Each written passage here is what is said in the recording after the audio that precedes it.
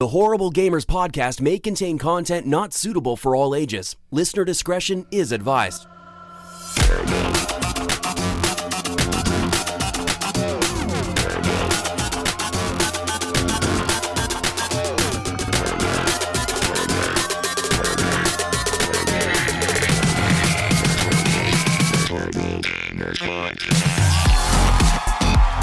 Welcome, ladies and gentlemen, to Horrible Gamers Podcast, show number 266, being recorded on July the 20th, 2019. I'm one of your hosts, Jesus Gonzalez, one of Jesus Walks Out. Today, I'm joined by my friend from the West Coast, the best coast, Gunny Chief, Henley Merrill. Welcome back, Gunny. Welcome. Hey, thanks for having me. How are you guys? Doing mighty fine there, sir. How you doing? Doing well. No more earthquakes? No more aftershocks either. Earthquake Watch 2019 over? But we do have somebody from Southern Cal here. He may have more information. Okay, we're going to go down south to our friend Nypron. Jonathan Arcelo, welcome, Nypron, as a guest today. Thank you for coming on. Welcome Thanks to the show. Thanks for having me on. Yeah, so you're on Earthquake Watch, South California. How's it going down there? Are you guys prepared? Yeah, we're alive and well. You know, I slept through the earthquake, so I didn't really feel anything. Okay. But my wife, she felt the earthquake when she was waking. That's fucking crazy. Okay. Damn. Apparently, she thought that she was going crazy.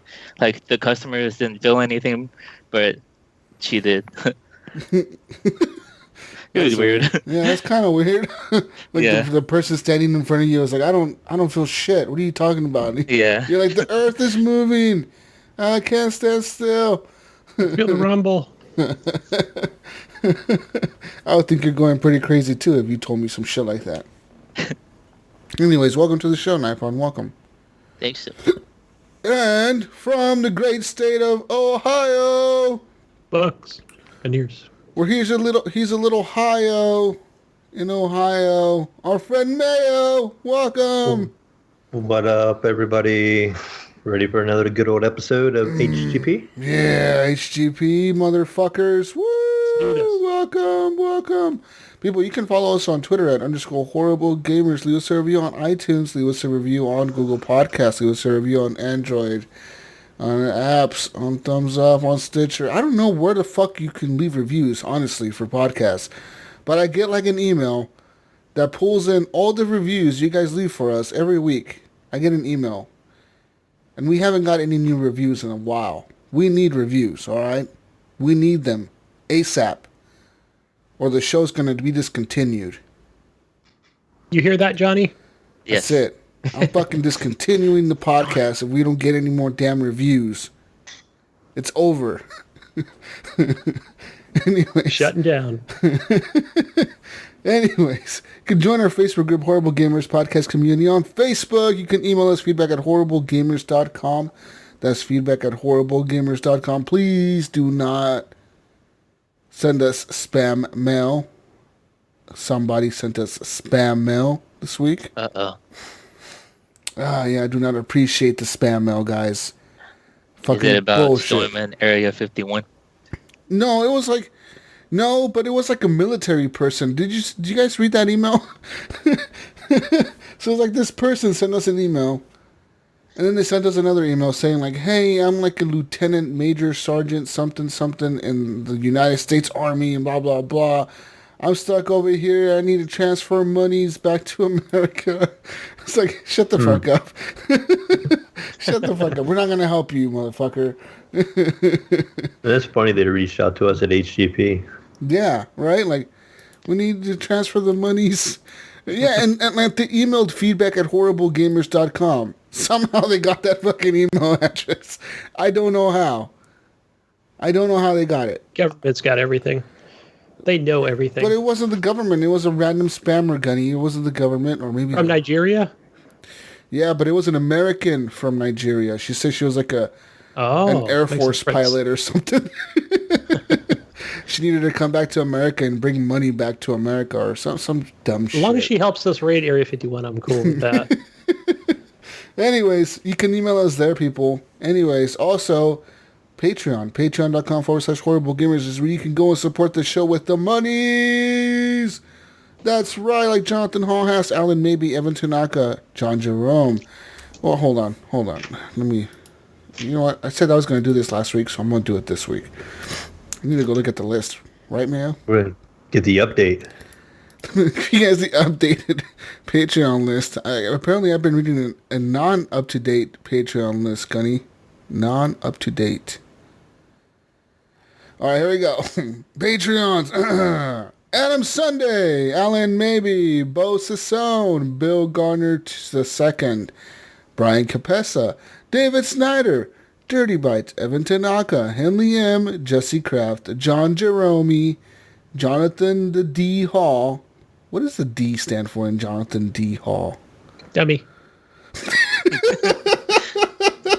Shout out to 10 Point. Yeah.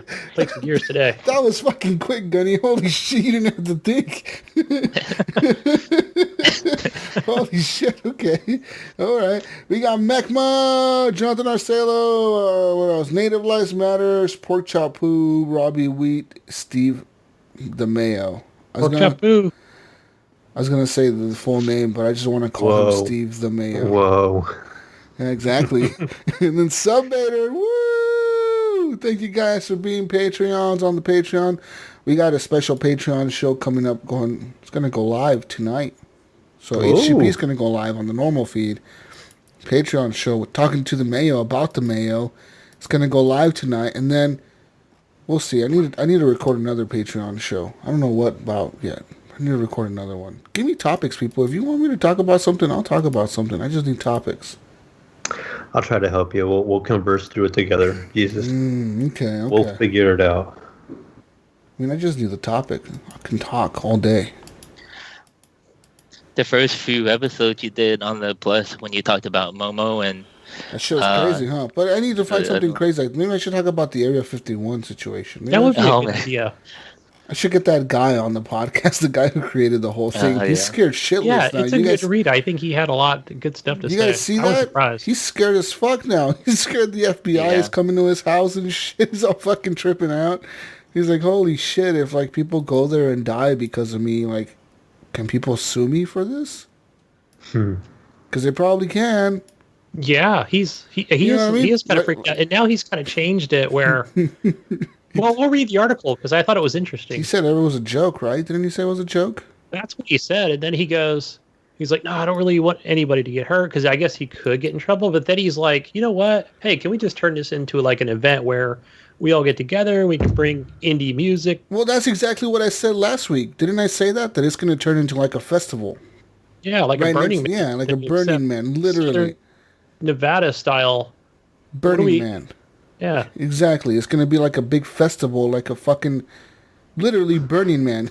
It could turn into that. Alien or something is what we'll call it. I don't know. Gonna start a new Area 51 tradition, guys. Yeah, everyone goes there to do drugs and play electronic music really loud and do concerts and get high and be dirty for 7 days.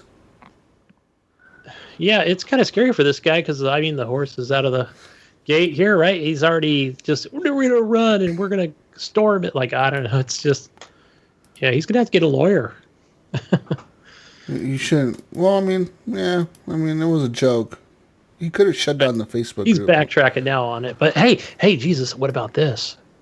You know, in the article, he does state that he finds it weird that the FBI or the government has not reached out to him. You know why? Because Maybe they got to him. No, bullshit. You know why? Because they're already on his phone. They're just watching him. Right. They don't need to talk to you. They just watch you. They don't need to go and talk to you face to face to talk to you. They're talking to him already. They're like watching him through his cell phone and shit. You think they're not watching him? He's got a drone above his head as he sleeps. Yeah, he has a fucking drone flying above his house. Fucking watching his house and shit. You think that shit ain't gonna happen? He might accidentally have a car accident. You never know. He might accidentally crash into a tree and the car catches on fire, and that might accidentally happen. I'm just saying, shit like that happens. Tends to happen to government officials when they're gonna leak some information or something. Some crazy stories I've heard. Yeah. A funny story about the Area 51 topic. Last night I was at Comic-Con. I was at the Walking Dead panel, and on the Q&A section, a fan asked Norman Reedus if he was gonna join the raid for Area 51, and everyone was laughing, and Norman was like, "There's a thing going on. There's a raid going on at Area 51. How many people are going?" "Oh, it's about 2 million people." I was like, "Oh yeah, call me in." Yeah. What are we in for? It's like, "Oh, we're gonna see some aliens." It's like, "Well, you can go see some aliens inside Comic-Con." Reedus and his fetus are going. Hell yeah. Reedus and his Yeah. fuck Norman Reedus. He ain't gonna do shit. That motherfucker ain't gonna do shit. Anyways. He's got a bow and arrow. He's gonna send a stunt double. Crossbow. Stunt double.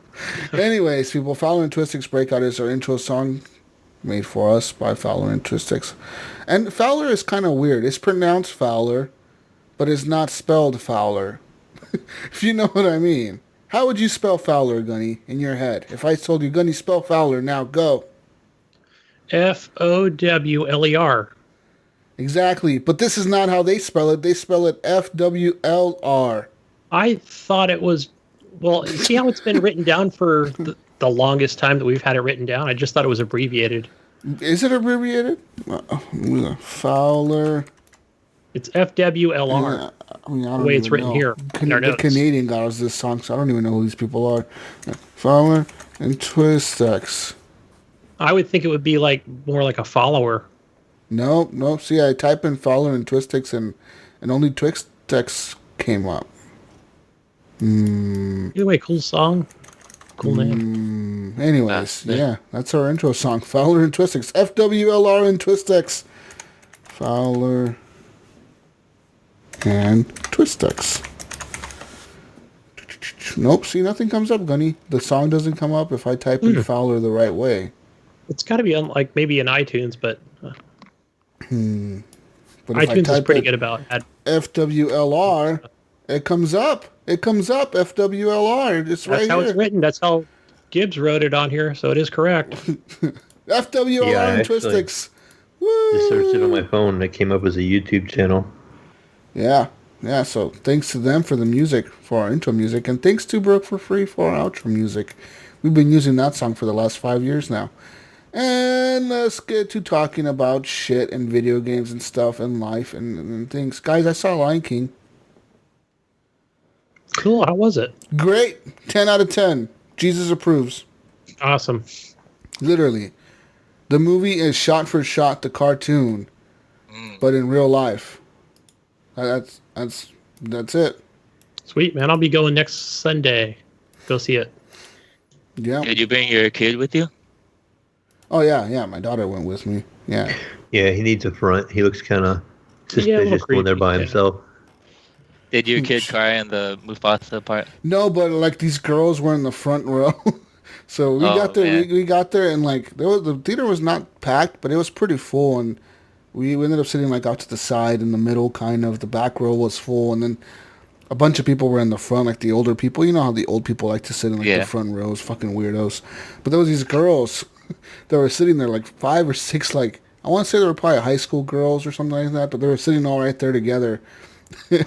And that fucking Mufasa scene, look at her, you hear us fucking crying. They were like legit crying like loud as fuck in the theater. It was fucking hilarious, dude. I wanted to laugh at them. Not at Mufasa, but at them. It was sad. Yeah, I got sad. As a kid, I remember that scene. It was pretty sad. Yeah, man. But they got all the songs in there, like the beginning song, the Circle of Life, all that shit, the Hakuna Matata, all that shit. All that shit's in there. All the music that you remember from The Lion King is in there. So go watch it with your kids, people. Take your kids. Take your kid, Mayo. Yeah, I definitely need to. It's a good movie. It's fucking really good. It's expensive for me to take my kids, though. Well, yeah, that's an expensive you got movie like trip. 50 kids. I know it's going to be expensive. Don't they have a matinee or something? All those little jars of mayo are expensive. Yeah. No, seriously though, like for me to go to the movies, it usually costs me about almost $100. Yeah. And that's without food. Yeah, that's fucking expensive. Yeah, I know that. Yeah, I ended up spending like $60 yesterday, $70 at the fucking movie theater. What's a matinee these days? I mean, I think even for me, it was. They're not even that much cheaper, dude. Like honestly, like a regular movie ticket for me costs like $12.50. Matinee is $9.95. That's right. It was $10 each. You save $2. Like, is it really worth it to save $2? It used to be worth it, but not anymore. That's what I got to do around here. Coming during the week. We go to the matinees, and it's usually like $6 if we get it like before noon. So we'll try to go like before noon and catch them because again I'm buying 6 tickets, so it'll cost me $30 if I do it then. But if I wait until the evening, it jumps to like $12 or $13 a ticket. No one wants to watch a movie and then come out of the movie theater and it's still daylight, Mayo. Who does that? I have to. Who the fuck does that, Mayo? Makes the day longer. It does make your day longer. You ever go to the movie theaters and you go watch a movie and then you come out and it's still daytime outside and you're like, what the fuck? What the fuck is going on right now? This is not normal. This is not supposed to be happening. It makes your day feel all fucked up. You gotta watch movies when you're going in daytime and you come out and it's fucking nighttime and creepy and you feel like you're gonna get mugged on the way to your car. That's what you gotta do. Nighttime, motherfucker. Evening movies. I did go see Spider-Man. How was Spider-Man? It was really good. I enjoyed it. Was it as good as The Lion King? I won't know until next week till I see The Lion King. Was 10 out of 10 for me. Wow. What is Spider-Man for you? Is it 10 out of 10? I'm going to give it a 9 out of 10. I think the last... Oh, not good enough, Gunny, not good enough. I've been hearing that this Spider-Man movie is like the best Marvel movie. Is that true? I don't know. No? Yeah. I mean, as far as like the Avengers... Yeah. I enjoyed the Avengers way more. Oh, okay. Is it like connected and like right after the Avengers? It is. Because I think they said like, I don't think it's a spoiler or anything, but they were saying how, what do they call them? Blip people. Like they refer to it. Like, oh, like these people were gone for a couple of years or 4 or 5 years. We call them blip people. Yeah. Like there was a guy in there, he was like older, but he was supposed to be in high school. I mean, he was in the class, but they were like, oh, the reason he looks like he's, 20 years old, 23 years old is because he's back from the... It's like different parallels? Stories? Huh. Blip people, huh? Yeah, I'll go check it out. But somebody had mentioned that they said, oh, it seemed like it's more of a comedy, but I found it more... There was quite a bit of action, and that's usually what I'm there for. Did you know that they have 10 movies planned before the end of next year to release? That's a lot. Yeah. Before next year? I don't know, wait, 2021. Next year? 2021. The end of 2021. They have 10 movies planned. Well, I guess it's 2.5 years technically. We got the rest of this year, and then 20, and then the end of 21.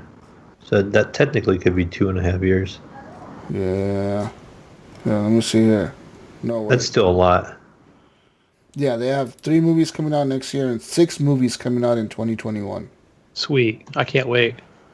I hate 6 fucking movies coming out in 2021. That's awesome. I hate it when they're just like, oh, we'll make another like Marvel movie. We'll do like one a year or something like that, where I'm like, that kind of bums me out. Where I know they're just going to make tons of money, but I'd rather see at least 3 a year. Yeah, one coming out May 1st, 2020, then fall 2020, then it goes November 2020. Damn. In February 2021, spring, May, spring, summer, fall, November. Damn, all different directors. I'm assuming. Yeah. That's fucking nuts. That's a lot of movies. It's a lot of... I was just thinking... That's a lot. I was thinking at the movie theater the other day, yesterday, I was thinking when I was watching all the Disney, because all the trailers they were showing were Disney movies, like Mulan. They got the new live-action Mulan coming next year. They got all these fucking live-action movies coming out. And I was thinking to myself, holy shit. The amount of money Disney must have to just be fucking bankrolling, like, 100 movies at a time. With this crazy-ass CGI and crazy-ass effects, it must be insane, dude. You know what I mean? Think about Think about that. They can afford to pay all those actors recording like 50 different movies at the same time, dude. And just like, oh yeah, we can fund all this shit. It's cool. We don't care. We got the money. It's fucking insane. I know. And I think I have a theory, too, on the fact that the reason they don't have a Disney app yet is just because they don't need it. They just make so much money where they're like, well, we can just kind of put that on the back burner, we don't know where to put all this money, So they got so much money off of the Disney content and movies. I was just thinking, like, holy shit, there's so many movies coming out that, like, it'll take a long ass time to watch all these Disney movies. It's insane. So what was the Disney app is supposed to come out in November? Yeah, their version of December, Netflix. Yeah, November, December, and then they're going to be putting all their like Netflix Marvel shows on there. Yeah, I mean, they could have came out with one 5-6 years ago, but they were like, we need another, like, 4 warehouses to store all this money, so let's hold off on the app. Yeah. Right? It's fucking crazy, man. I don't know. I just thought it was kind of, like, bizarre how, like, every single movie trailer, because I saw, like, probably 10 movie trailers yesterday, 15 or something like that, and every single one was, like, the new Disney movie. Anything from Maleficent, or whatever the fuck that shit's called, to, like, that fucking Mulan movie, to like some other bullshit fucking movie. Toy Story was in there. All kinds of trailers I had playing. Star Wars and shit. Yeah, motherfucker. Woo! Star Wars is good. Anyway. So whenever going to be the point now where Disney's just going to only advertise their own movies and their shows? Disney's going to, they have enough content to just literally put ads for their own shit in their own shit. You know what I mean? Yep. They probably wouldn't even have to pay for it because it's their own shows. So they might save money, actually. We don't have to pay for any advertisement. We just advertise our own shows in our own shows. Why not? Good stuff. Good stuff, Gunny. Anyways. I want to talk about what I've been playing this week. Yes, what have you been playing this week, Jesus? Nothing. Nothing. What? Excuse me? Nothing. That's impossible. You played something. Come on. No, I mean, I know you played something. I played a little bit of Deep Rock Galactic with that guy called the Mayo and that mech mod. So I played with them, and we played some Deep Rock. I'm still level 2 in that, and like do one more mission to get to level 3. So I'm very close to that, which I'm probably gonna play some tonight, if anything. So there's that. Deep Rock is Deep Rock. You already know about that shit. I played that. I've also decided to turn on my PlayStation today and played some games on there, and I actually played some Heavy Rain. I played some Heavy Rain, Gunny. I'm actually enjoying the story a lot. Like last time I played it was 2010. I think that's when the game came out. That's the last time I played the game. Like literally, I played it, and it's still. How does it hold up? Really well, actually, because it's just like it's a lot like Detroit Become Human. Detroit Become Human is more. It's more well polished and it's easier to control. I think they don't have many gimmicks in there like Heavy Rain does. Heavy Rain makes you do a lot of quick time events, whereas like Detroit Become Human has some of those, but not nearly as many as Heavy Rain. Detroit Become Human has some here and there, and you press circle once in a while. You do like little shit with the controller, swipe and hear little noises and shit. But like Heavy Rain is all like move the joystick this way and spin it around slowly, and then do it fast, and then do it slow, and then move your controller up, and then move the controller down, then move the controller to the side, then move the controller to the left. Press L2 and hold R1. Like all this shit, like, it's telling you to do like 50 different things at once. So you look like a fucking crab holding your controller all fucking weird, And Detroit doesn't have that. Neither does Beyond. What the fuck is that game called? Beyond Two Souls? Is that what it is? Yeah. I was want to say Beyond Two Human, but that doesn't sound right. I almost said Two Souls, but I wasn't sure if that was it. I think it's Beyond Two Souls, where the girl Ellen Page or whatever, she does the character for the main character in the game. Which I think is that another Quantic Dream game? Yeah, I think so. I think her name is Ellen in the game too. Because I think originally when that game came out, Beyond Two Souls, they've actually bundled the Heavy Rain. That's how Heavy Rain came onto the PS4. They added Heavy Rain as like a PS4, like a pre-order bonus for that game. So you could play Heavy Rain on your PS4 now by pre-ordering Beyond Two Souls. So they kind of like bundled those together, and they were selling those as a bundle. And then when Detroit Become Human came out, if you bought the deluxe edition of Detroit Become Human, which I did like a dumbass, and now it's out for free. Now, if you bought that, you would get Heavy Rain with that as well. So you had like both. You know what I mean? Yeah, so that's why when I downloaded Detroit Become Human, I'm like, why is Heavy Rain downloading? Yeah, Yeah, that was his because name too. they actually gave away the deluxe edition of the game, not just the regular edition, which was kind of surprising to me that they just like were like, fuck it, let's just give them 2 games. That's really surprising, and it's super cool of Sony to do that. You know what I mean? Yeah. Yeah, that was cool. So I got like 3 games for PS Plus this month. Yeah. We did. Yep. And so I mean, I'm really enjoying the game, dude. Heavy Rain, it's fun. I've lost my second kid now. Sorry, first kid got lost and he died. Second kid got lost and I don't know what happened to him. But it's kind of cool trying to figure out this mystery. I remember the ending I got the first time I played the game through.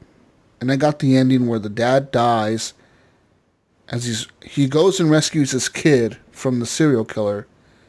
And as I walk out, I remember that as the dad was walking out with this kid in his arms, the police are outside with like their guns drawn and the helicopters, the news is there, everyone is there. And they think the dad is the serial killer because they're like on a manhunt for the dad. And he comes out with this kid, right? And they tell him, put the kid down. And as soon as he puts the kid down, they blew him away. So I'm hoping that I don't get that fucked up ending this time around. I'm hoping I get like a better ending for the father. Because I know there's multiple endings to this game. Like there's an ending where you find the killer. There's an ending where the killer gets arrested. There's an ending where the cop dies. There's an ending where the dad and the son get away and run away. And there's different types of endings. Also, Detroit Become Human has different types of endings too. And Beyond Two Souls has the same different endings things. And I liked all these games, dude. All these games are a lot of fun to me. I'm glad that like PlayStation has these kinds of games that are just kind of like movies. And people talk a lot of shit like, oh, those games fucking suck. They're not really a game. It's just a movie you're watching. You're just pressing buttons. It's like, well, yeah, fuck off, bitch. Because The Walking Dead got Game of the Year back in 2012. Yes, it did. And everyone was sucking The Walking Dead's dick, saying, oh, it's the best fucking game ever made. Just because a fucking stupid little girl Clementine was in the game. Who gives a shit? You know what I mean? Like, if that game could win Game of the Year, these games deserve to be played and enjoyed by everyone. You know? Yeah, because I remember 2000. You said 2010. I thought it was like, maybe it was 2000. It might have been at that time. I thought it was 2012. But watching that first playthrough, and it was a guy I used to follow on YouTube. And like literally he would like put the camera in a stand and like have it facing towards his TV. And that's how he recorded the videos. Kids don't know how good they have it these days. Yeah. And then he would upload each video, right? Because it was a limited amount of time. And yeah, watching that first playthrough, and I think the ending he got was where he, you know, just like you said, he met the killer or something. Yeah. I know you meet the killer. I think no matter what, you're always going to meet the killer. But what happens after you meet the real killer, that depends on the choices you made before. Because, like, for example, like, there was a scene in the game that I played today, right? Me and the kid, like I said, the thing I was playing is Ethan, which is the dad in the game. He was with this kid, Sean, and they're at the park. And, like, at first, Sean doesn't want to talk to Ethan. He's like, Ethan's trying to, like, talk to him, like, oh, how was your day at school? And Ethan's like, fuck you, it was good. And he's like, okay, like, do you want to play? And he's like, no, I don't want to play. I don't want to talk to the kids. And then, like, you kind of, like, coerce him into, like, playing with you. Like, hey, come on, jump on this fucking swing and I'll push you and do all this shit. And then, like, this whole time I'm doing these things with this kid, right? Like, pushing him on the seesaw, pushing him on the little roundabout wheel thing. And then he's like, I want to get on the carousel, right? Well, I go buy a ticket for him to ride the carousel, and like Ethan has these blackouts where he ends up blacking out and he wakes up in the middle of a street in a random part of the city. So he runs back to the park and he's like screaming like, hey, Sean, where are you, Sean? He's like fucking screaming like you could just press X and he screams, Sean, where the fuck are you? He's all freaking out and shit. But like the park is obviously empty because it's like middle of the night almost, and like there's nobody there. So, like, he finds this kid's backpack, and obviously the killer took the kid, right? That's the thing. But then it cuts off to the, like, because you also play as a detective in the game, so it cut me off to, like, playing as a detective. And then, while playing as a detective in the police station, something happened with him, and then it cut back, and now it showed Ethan sitting inside the same police station that I was playing as a detective in, but now he's being interrogated by 2 other different detectives. And they're asking him, like, well, when's the last time you saw your kid? And he's like, well, today. And then actually I noticed this while I was playing. There was a big clock in the park, like a huge clock, and you can clearly see the time of day. So they were asking me, like, what time was it when you last saw your kid? And now you have different options like 4:30, 4:45, 5 o'clock. It was 5:30. It was 6. It was 6:15. And I'm like, I don't know. I did not pay any attention to that fucking clock. But now I know. At least I know what check the time. And you got to pay attention to little details, dude, that you don't think about paying attention to. And then they also asked me, like, okay, like, what was your kid wearing? And you got to think, like, okay, well, he was wearing a jacket. And that was kind of an easy one because he was wearing a jacket. It was raining. He was wearing a jacket. Well, what color was that jacket? And then they give you, like, different options, like green, brown, beige, black, gray, white. It's like, fuck, I don't remember what color his jacket was. I would be really bad at this game because I don't pay attention to detail like that. It was so bad. I had no clue. Like, I think his jacket was gray, but I told him it was beige because it sounded more believable. I was like, I think it's beige. And they're like, okay, what color were his pants? Was he wearing jeans? And I'm like, yeah, he was wearing jeans. What color were they? Like, they give me a bunch of options. I'm like, blue? Brown? I think I completely got that wrong. I think after that interview, we were like a suspect at that point. I think the game did make me a suspect. It's like, you are now the suspect, main suspect. What a liar this guy is. He doesn't know anything about his kid. Come on. You don't know what time you lost him. Don't know how you lost him. Don't know what happened. What he was wearing. Where you were at. It's just all fucked up, dude. And yeah, so the game is interesting, and it's kind of an old game, guys. I know it's old, but hey, everyone that has a PlayStation and actually has PS Plus this month got the game for free. So play that shit. You know, like, it's a game everyone that's listening right now can play, except for the Mayo. But everyone else listening can play. I can play, but it's not free. Isn't it on Steam? Actually, it's on Epic. I was going to say, it's coming to Epic soon. I wasn't sure if it was out yet. Okay, yeah, I haven't looked since I don't have the Epic Store. I mean, I have it installed. I can look at my boy's account, but I don't have an account. But I just know it was coming to the Epic Store. So I thought those ones were on there, and we had to wait for the Detroit Become Human. We're still waiting on that one. Yeah, there was a few games that were coming to Epic from PlayStation.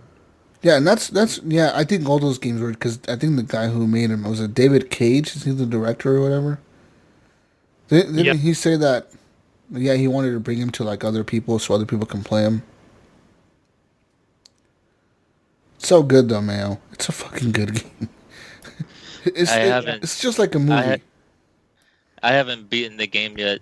I think I'm, like, roughly after what you described. And I think there was a part when the range were, like, going backwards. Like, they were going up. I'm like, what the heck is going on? Like, it seems to be being worse and worse. Yeah. So I just kind of stopped playing after that. Oh, it was like there was like a glitch?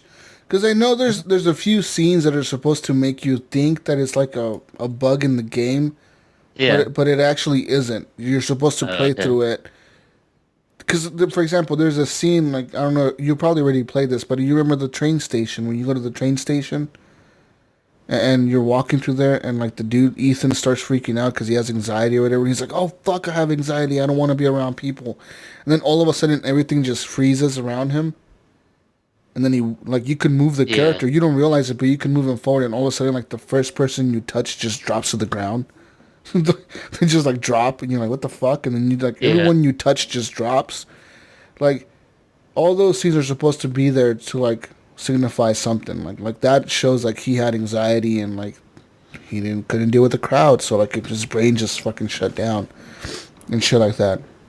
So it looks like it is available on the Epic Store. So it's $20, but it has a free demo I can check out.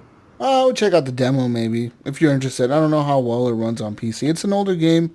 The graphics are not incredible or anything like that, but I mean, on the PS4 Pro, I'm surprised how good it looks and how well it runs. I mean, honestly, the screenshots looked like it looked pretty good. It didn't look very dated or nothing. So, I mean, the game looked incredible for back in the PS3 era. You know, because like people said, it wasn't really a game. It's more like a movie that you're just controlling.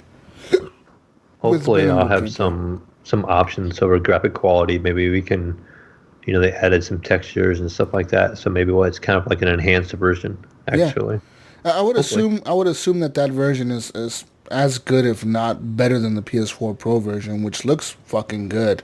Because I was even thinking to myself today, like, damn, this game looked really good for like 2010, and it still holds up. Like I said, at no point in the game was I like, oh, this game looks like absolute shit. Like, yes, they did things in the game that were dated. For example, like when there's a big crowd, you can tell they multiply the fucking characters.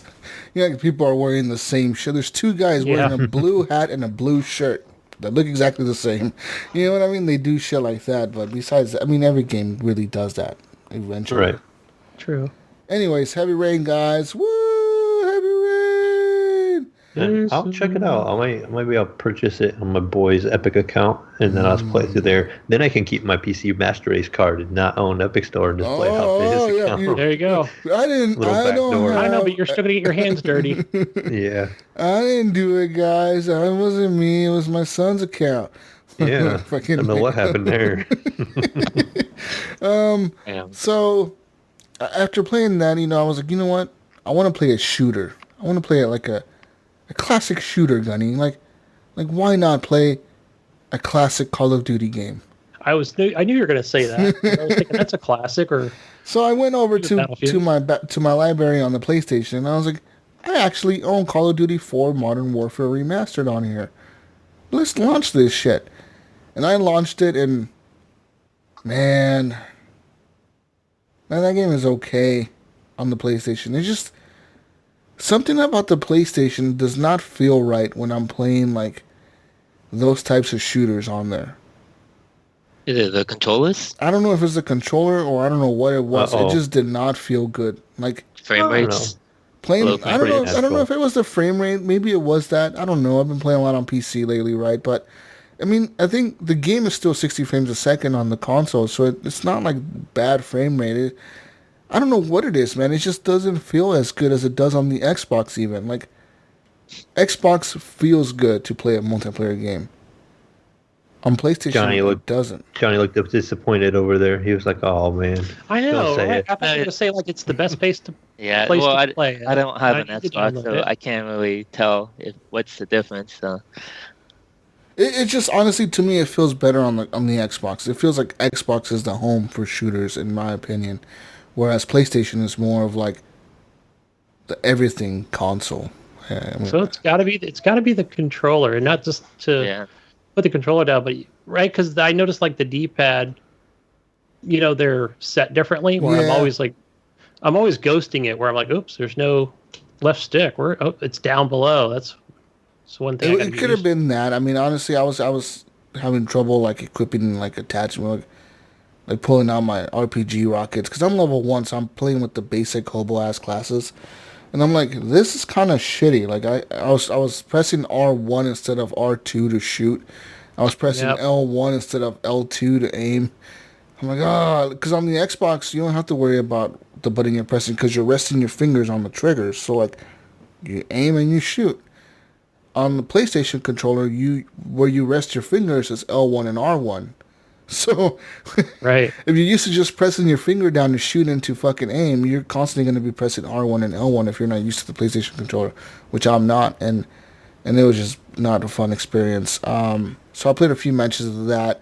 The game is still pretty active on the PlayStation Network. I would say that it had quite a bit of players. Playing Hardcore Team Deathmatch, I did find some lobbies that were very low populated, so they had like we had maybe 5 out of 12 players, and then as the match started, then more players joined. So there's that. But like as far as like regular team deathmatch, I think all the matches were full, and there's enough people playing it to continue playing the game for a while, many more years to come. So there's that. If you're interested in Call of Duty Modern Warfare, isn't that what Eric likes to play on there? Yeah, he likes to play that on there. I mean, and it's just PlayStation players suck compared to the to the Xbox people. So it's easy to own them, right? Yeah, it's easier to kill them. I feel like they're not as, I don't know. Well, like I said, I'm just talking shit, but whatever. Another things that I played this week. So Deep Rock, Heavy Rain, Call of Duty. Oh, Gears of War. Did you play the tech test today after I left? This is one of the ones I have played also. Gears 5 came out on the tech test this weekend, boys and girls, and I've played some of it. My thoughts. Okay, so let me tell you straight up, off the bat here, straight up. The game runs incredibly well on my PC, like, incredibly well. Like, I'm getting, like, a solid 70 frames a second at, like, ultra maximum settings for everything. Like, everything's maxed the fuck out. Did you see my benchmark I had posted? I didn't see your benchmark. Okay, yeah, I was getting the same thing. I ran through the in-game benchmark I posted in our Discord. I ran the same benchmarks, and, like, I turned everything's set to ultra anyway, so and it was like 70 frames a second, like pretty solid on the 1070s. So that's a good thing, right? Yeah, it's a good sign. So but there's the issue of matchmaking. It's not well optimized. The game is a beta, so I'll give it a pass on that. And the character models are fucking incredible, dude. Like the details in the locust and like. Are they called? I don't know if they're called Locust or I think they're called Swarm. I don't know what the fuck they're called. I think it's Swarm. Whatever the fuck those ugly monsters you're fighting are. The detail on their skin and the character models are fucking crazy, dude. Like, you see the blood and, like, they're fucking... Everything looks cool. You're like, holy shit, this is insane. Like, how does this look this good? It looks fucking good, guys. It's fucking wow. Yeah, it looks super well detailed. Even I played on the X today. Yeah. In 4K, and it looked amazing. Oh man, I bet it does. I bet it looks incredible with HDR and everything. Oh fuck. But yeah, man, played a few matches of that. I'm not a big Gears fan, but it feels like it's easier to kill people in this game. Yeah, I never really played Gears 4. Like, I had access to it on Game Pass, and I played a little bit of the campaign right when I picked up the Game Pass. I never touched the multiplayer, so I came in kind of as a rookie, and I would go like 15-7, 15-5 range, and that was just on the arcade mode, and it was kind of a short. Yeah. When I could get in. So we were playing the multiplayer mode, like the King of the Hill mode, and we got our asses right by the other team. Like, the other team fucking destroyed us. Like, 200 points to, like, 10. That's the way it was for us. But I ended up on top of the leaderboard. Like, my first match, I ended up getting, like, the first checkpoint. I got, like, 1 or 2 kills, and then, or, like, the first round. But then the second round, dude, I got in there, and I was using the controller, and I was fucking wrecking people. That shotgun, dude, like I said, you don't even have to aim.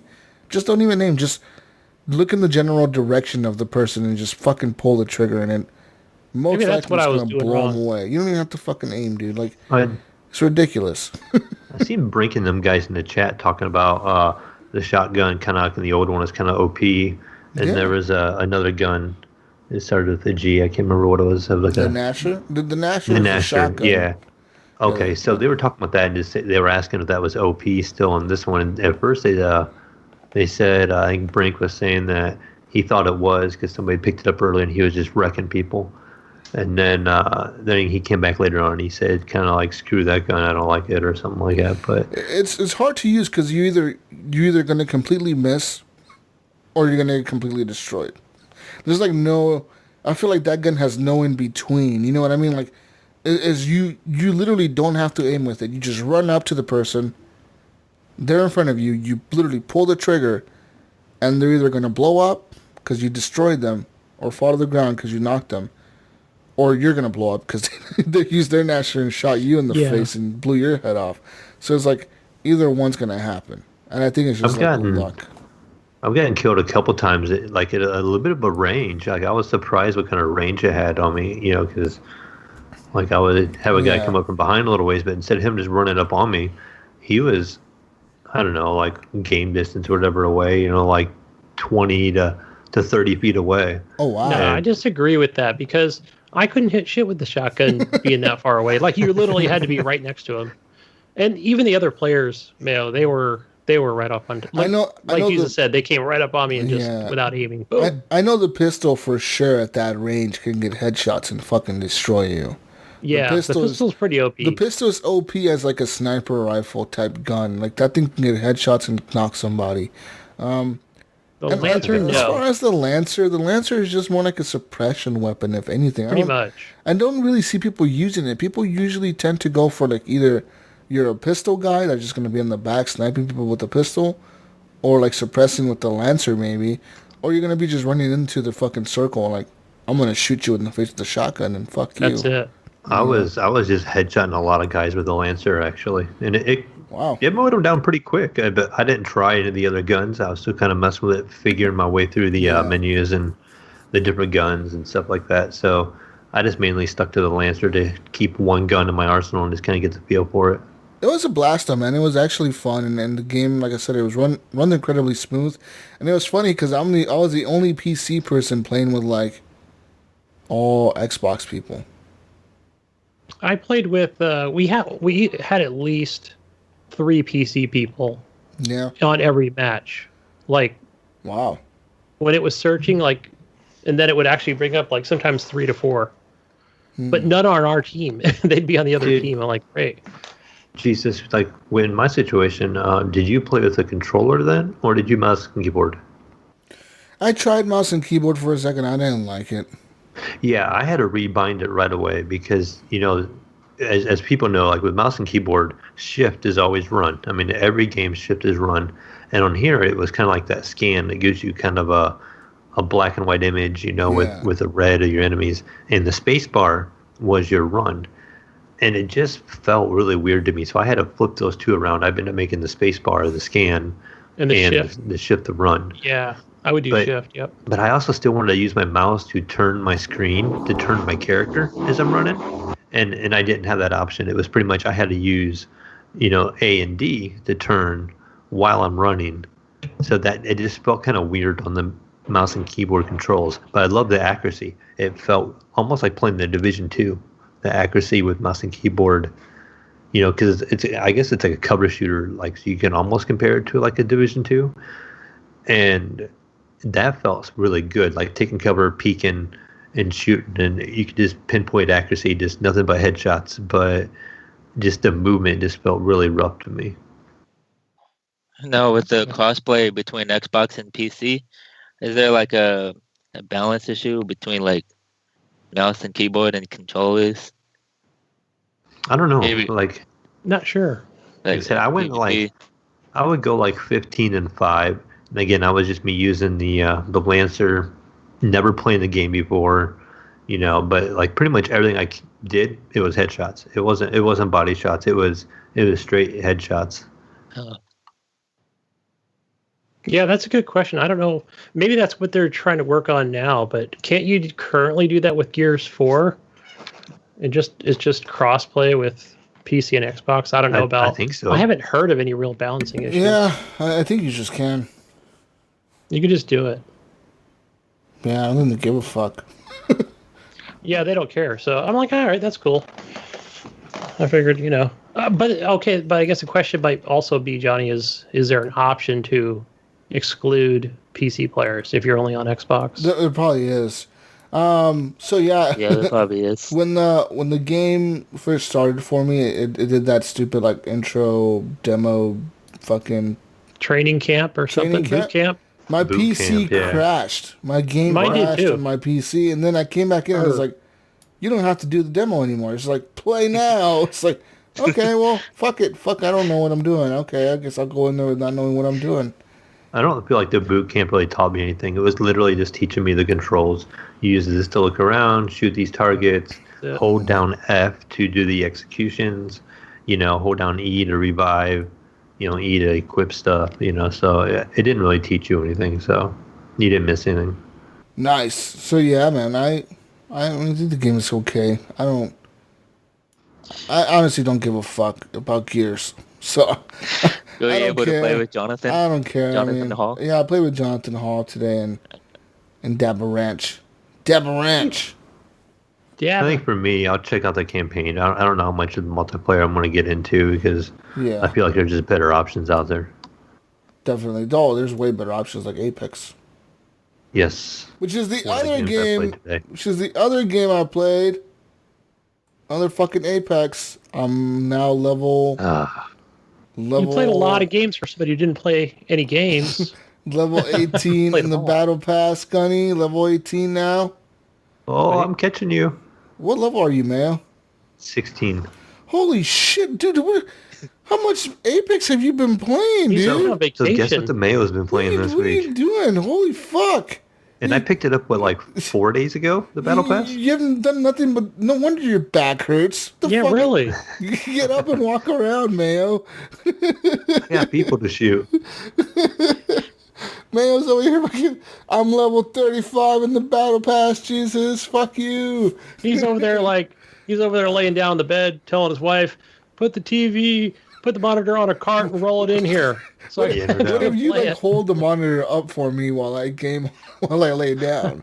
Right, yeah, that's what I have kids for. I just have one of the kids stand, one kid with the monitor on one side. I have my daughter on the other side holding the other monitor. Yeah. And then I just have the mouse and keyboard on my lap.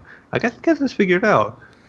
It'll work. You have like one of those dinner trays. You just you put like Right. like on the bed, like one. so that it has your mouse and keyboard. Yeah. The old school. Remember these Gunny, the ones you put across your lap, and there's like a metal tray, Yeah. like legitimate like 10 tray. Right, because you went to Thanksgiving and there wasn't enough chairs and tables. That's it. Yeah. Go eat in the living room. Had flowers on it. Right. Flower designs. These other two probably wouldn't know what those things are. They probably just heard of those. No, I know exactly. I've seen. When I was a kid, we used to have the ones that were like, you used to fold them out, and they used to sit them on the couch. They had like little big legs, the legs on them. Yeah, little. And you put your food on there, and watch TV, enjoy them TV dinners. That's it. While you watch You're hungry, TV, man. yeah, enjoy your Hungry Man while you are watching your television. They would put all you kids in one room, and all the adults would go into the other room and eat. Yeah. Is that what you did? No, yeah, and then they would make us watch stupid like, oh, we're gonna watch The Grinch Who Stole Christmas today. Oh, fuck, it's Christmas time. Not 30, 40 times. Well, yeah, watch The Grinch Who Stole Christmas for the 100th fucking time now. It's cool. Were you guys able to get some chicken dinners? No, Go ahead, Apex Jesus. Legends. I didn't. I didn't get any chicken dinners this week. I actually got really close to some. Actually, me and Mayo, we got second place in one of the matches, didn't we? Yeah, I think we might have. Close, and yeah, we ended up. Well, it ended up in the end. What fucked us was either it was something stupid that just screwed us up, man. I remember we were both pissed off because it was just something that we just fucked up in the end, where we were literally the last two squads left alive, and it was just something dumb that threw us off, and we got destroyed by the other fucking team. They just like destroyed us, like one shot, like boom, boom, boom, and we were fucking down. But man, I'm fucking loving Apex, dude. It's so fucking good. Like the game, I don't know what it is. It's like crack I don't know either. cocaine to me, Now, dude. I am now sucked in because of you, Jesus. Like here I am. Like I said, I picked up the season pass. I think it was 4 nights ago, and that's pretty much I've played nothing but. So I'm level 16. I'm level 29 as a character, and I think in the last 3 days I've gotten to take a part in 3 wins. So I have 3 wins under my belt. So 2 with Bloodhound and 1 with Lifeline. Motherfucker, you got 3 wins already in 1 week? Yeah. What the fuck? So I think What the fuck is going on? Hey, look, he's playing in the daytime with all those. Yeah, he's playing with all the fucking British little kids. no, it's not daytime. It's late at night. So I'm I think playing what with all happened, though, the I was telling British Jesus, children. like when I get in his games, like it must be like his MMR or something, because like we'll get in games and we'll have guys with like 10,000 kills and stuff on their banner, and then when I jump in, when I'm playing solo, I'll queue with randoms, and I'll jump in with a guy that has, like 4 kills on my team, and the other guy will have 3 kills, and he's like a level 6, and we'll drop down, and they immediately relinquish control to the jump to me, and I can pretty much jump wherever I want. But then as soon as we hit ground, they go like 2 different directions, like so like trying to get everybody back together. Tweedledee and Tweedledum, where do we go? So that like the matchmaking might be a little easier, but the teammates and the work ethic might be a little more difficult. So, but yeah, I know when I got with Jesus, I'd have some rounds where I would play one. I think we got in, and a guy had like 9,800 kills already and stuff, and I'm holy cow. I I only have 70 wins in season 2 already. I was like, how the fuck, dude? How the fuck? That did happen to us one time. I was by myself. I did a random queue, and it was a YouTuber, and he had like 12,000 kills already, and he had like 15 season 2 wins. And so the other guy with me, he's like level 0. Like, he is brand new to the game. Yeah. And so then there's myself. I was probably like level maybe 20 at the time, and I had probably about 50 kills under my belt. So I'm like, yeah, I'm feeling pretty good, you know. And I get matched up with this guy, and I'm like, okay, we're the same team. That's good. And the other guy puts in chat, oh, sweet, easy win, you know. And that guy, he popped off. He killed like 9 guys like right off the rip. It was just like we dropped in a hot spot. You know, I'm still like looking for my secondary gun basically, and all I hear is bing, you know, squad eliminated, bing, squad eliminated, bing, squad eliminated. I'm like, holy cow, this guy's killing people. But we ended up only making it like halfway. And our random, who was new, he was kind of like, he died really quick. Like, he just disappeared. And then the other guy and I was kind of running around, and I think I got taken out. Then he just got overran. But it was kind of a fun experience having somebody like that on your team, trying to keep up with him. It's hard enough for me to keep up with Jesus. We're all going across the map. I'll be still kind of looting, and next thing I know, Jesus isn't on my mini map anymore. I'm like, dude, slow down. I'm coming. Hold on. Yeah, man. I'm having so much fun with the game, dude, that, like, I don't know, man. I need to uninstall it to play other things. Yeah, I play it on my PS4 Pro every once in a while, and, you know, the gunplay and the gun sound feels nice. Oh, it's so good. Yeah. Oh, man. Apex Mayo. Should we just stop the show now and go play some Apex? There you go. I tell you, I'm still trying to get a feel for all the guns. I have my favorites. I like the Flatline. Flatline's like my favorite. Number one. Yep. That's my number one go-to gun. I need to find the Flatline. Like, if I get a Flatline, I'm pretty much, like, happy. I will not switch it out for, like, anything else in the game. I keep grabbing. Unless I have, a challenge that I have to do. That's the only reason I'll switch it out. I think it's the R301. It looks like a cool gun. I keep picking it up, and I think it's a burst gun. And then I'm like, oh, yeah, I don't like this burst gun. I don't like the burst gun. No, the R301 that's the assault rifle for the light ammo. You're thinking of the... there's the Havoc, and there's another one. The Hemlock. The Hemlock is the heavy weapon. That's the heavy burst fire one. But that thing, you can actually... I think it's either that one, the Hemlock, or the other one you just mentioned. You can put a hop-up on it. Yeah, I think it's a Havoc. I'm pretty sure the Hemlock too. You can put a hop-up on those guns that makes him shoot, like, it'll make the Hemlock shoot like an automatic. Okay. But you have to find the hop-up. That's the only downside to it. If you don't find it during the whole fucking game, you're screwed. But if you find the hop-up, you're good. How do you know, like, I'll get hop-ups pinged a lot, but how do you know what kind of, if it's like a hop-up you can use? Because I get them pinged, and I run over and I look at them. I'm like, oh, okay, this one's not for my gun. Do you know before? You have to learn the icons of the hop-ups. Does it post the icon when they tag it? It should show like the icon. As I know, they have like 4 different hop-ups. They have the one for the pistols, like the P2020, and then the other one. Then they have the hop-up for the shotguns, which is the Mozambique, the pistol shotgun, and then the Peacekeeper. They have those hop-ups. They have the hop-up for the Devotion and the something else. It's like the big machine gun, Spitfire, I think. They have the hop-up for those. And then they have the hop-up for the Hemlock and something else. So they have like 4 different hop-ups for 4 different weapons. Oh, no, they got 5 hop-ups because they got the hop-up for the Wingman. The Wingman and something else gets another hop-up. So there's like 5 different hop-ups. And you got to kind of just learn the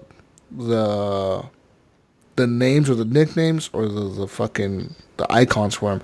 I know the one that I do know for sure is called Skull Piercer, and that's for the Wingman. If you have a Wingman and you hear Skull Piercer over here or whatever the fuck, somebody hop up Skull Piercer, that's usually for like the Wingman or a pistol.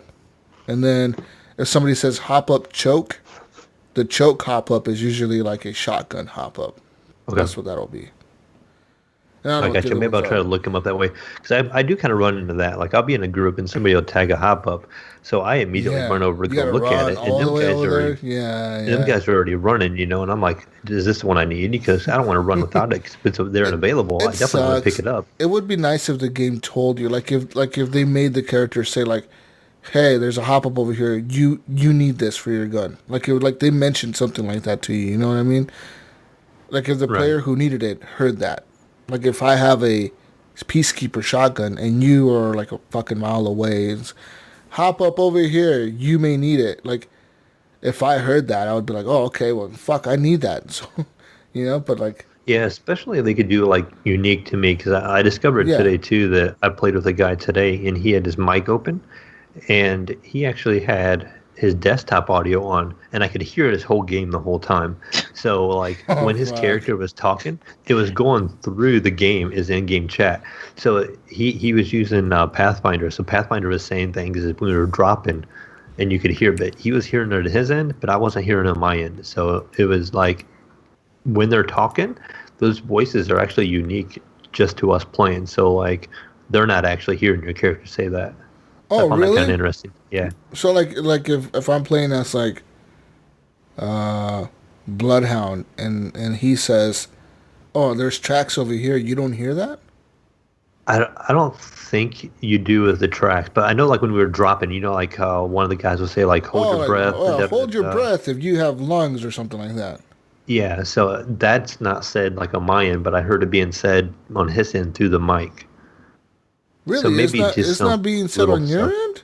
Yeah, it was not said on my end. Yeah, no, I think you're wrong. I think it is said on your end. Because every time we drop, and, like, say you're the jump master and you're playing as Bloodhound, and you're like, you press X to jump, and you're in the middle, like, Bloodhound will say, like, oh, may the gods be with me, or something like that. And then I could hear that.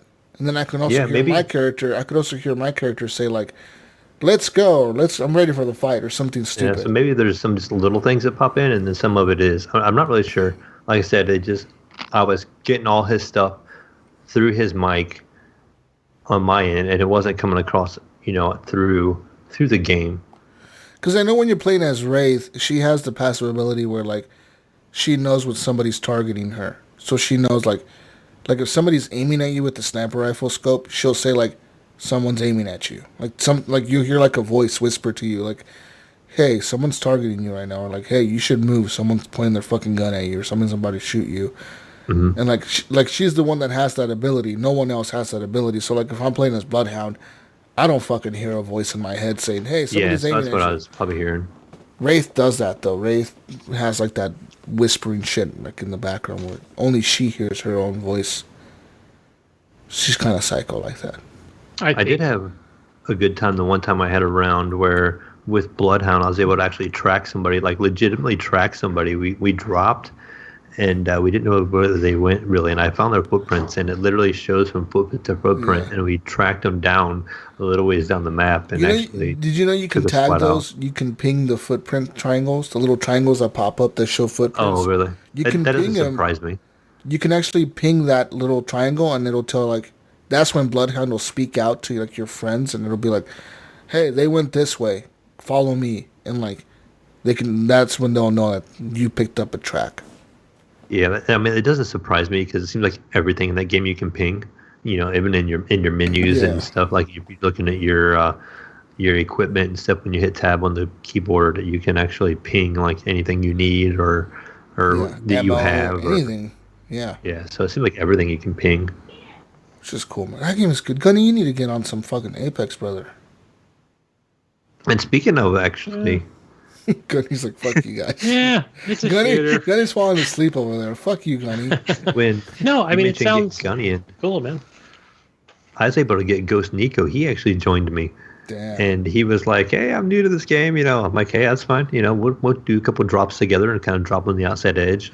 So like you did with me, Jesus, I kind of walked him through a couple little things. And he did manage to get a kill, like the second game we played. So he was excited over that. And he's like, man, I can see why this game's fun. He's like, it's kind of intense, Yeah, I mean, that's kind of where off me. Yeah, it's a pretty intense game, and it's really fast paced. It's way fast paced than any other, like, Battle Royale. In my opinion, it is. Like, I thought Call of Duty's Battle Royale was pretty fast-paced, that Blackout mode. But it feels like this is maybe, like, on par with that. Like, how fast that game is. This is that fast. I mean, Fortnite is fast, but it's not really that fast because there's a lot of building going on in that game.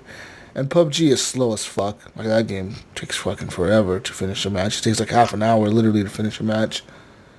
And, yeah, Apex is fast. We gotta work on that Gunny guy. See if we can get him in a couple rounds. Yeah, I'll be on there, mouse and keyboard. It's downloaded. Oh, see, I haven't looked at my Origin application in a while. Probably needs an update. Good reason to. You can get it in with Jesus and I. And you can get his high MMR, so we can go up against guys with 10,000 kills, and we'll see how you fare. Get right. So I mean, speaking of that MMR shit, do you think that if I joined your game, we would get matchmade with people at your level? I don't think it matters, honestly. I think it just kind of pulls you as a group, maybe. Yeah, they pull you, right? And then it pulls, and then it... Because you can watch it in real time, like Titanfall, if it still works that same way, where it balances it out on the fly before the match. Isn't that how Titanfall did it? Mm. If I remember correctly, like, okay, so it was 6v6, right? But this game you can't do that. It has to pick the players. This is a battle royale, I understand. But it has to pick the players that it's going to pick, and that's who's going to go into the match. Yeah, so I wonder, like, if we matchmake with Mayo, and Mayo's the leader, and Mayo says, I want to play a game of Apex, does the game look at his stats, or does the game say, hey, no, fuck that, Jesus has played, like, 100 more games than you. He has more experience. Yeah, maybe. To be higher than that. Maybe it takes a top-rated guy in the squad. Yeah, level. But, yeah, I mean, the Apex is fucking good, guys. Yep. Yeah, play it. When I was watching your stream, Jesus, you told me to play some Apex. I still have it downloaded on my PC. Yeah. I just need to boot it up. Yeah, boot it up. We're going to play some Apex. It runs pretty good on like most graphics cards. Most. Yeah. Not all of them, but most. Nypron should be all right. He has like a 1050 if I remember right. Oh, yeah. Completely fine. Yeah. When I was playing Debug, it was like above 60 frames. Yeah. This should be good. So, yep, that's really all I played this week, guys. Apex and all that good shit, and that's it. Gunny. Yo. Since you wanna fucking go ahead and fall asleep on me, how about you go and talk about your games, Gunny? Huh? I'll talk about How about you tell me your PlayStation experiences, Gunny?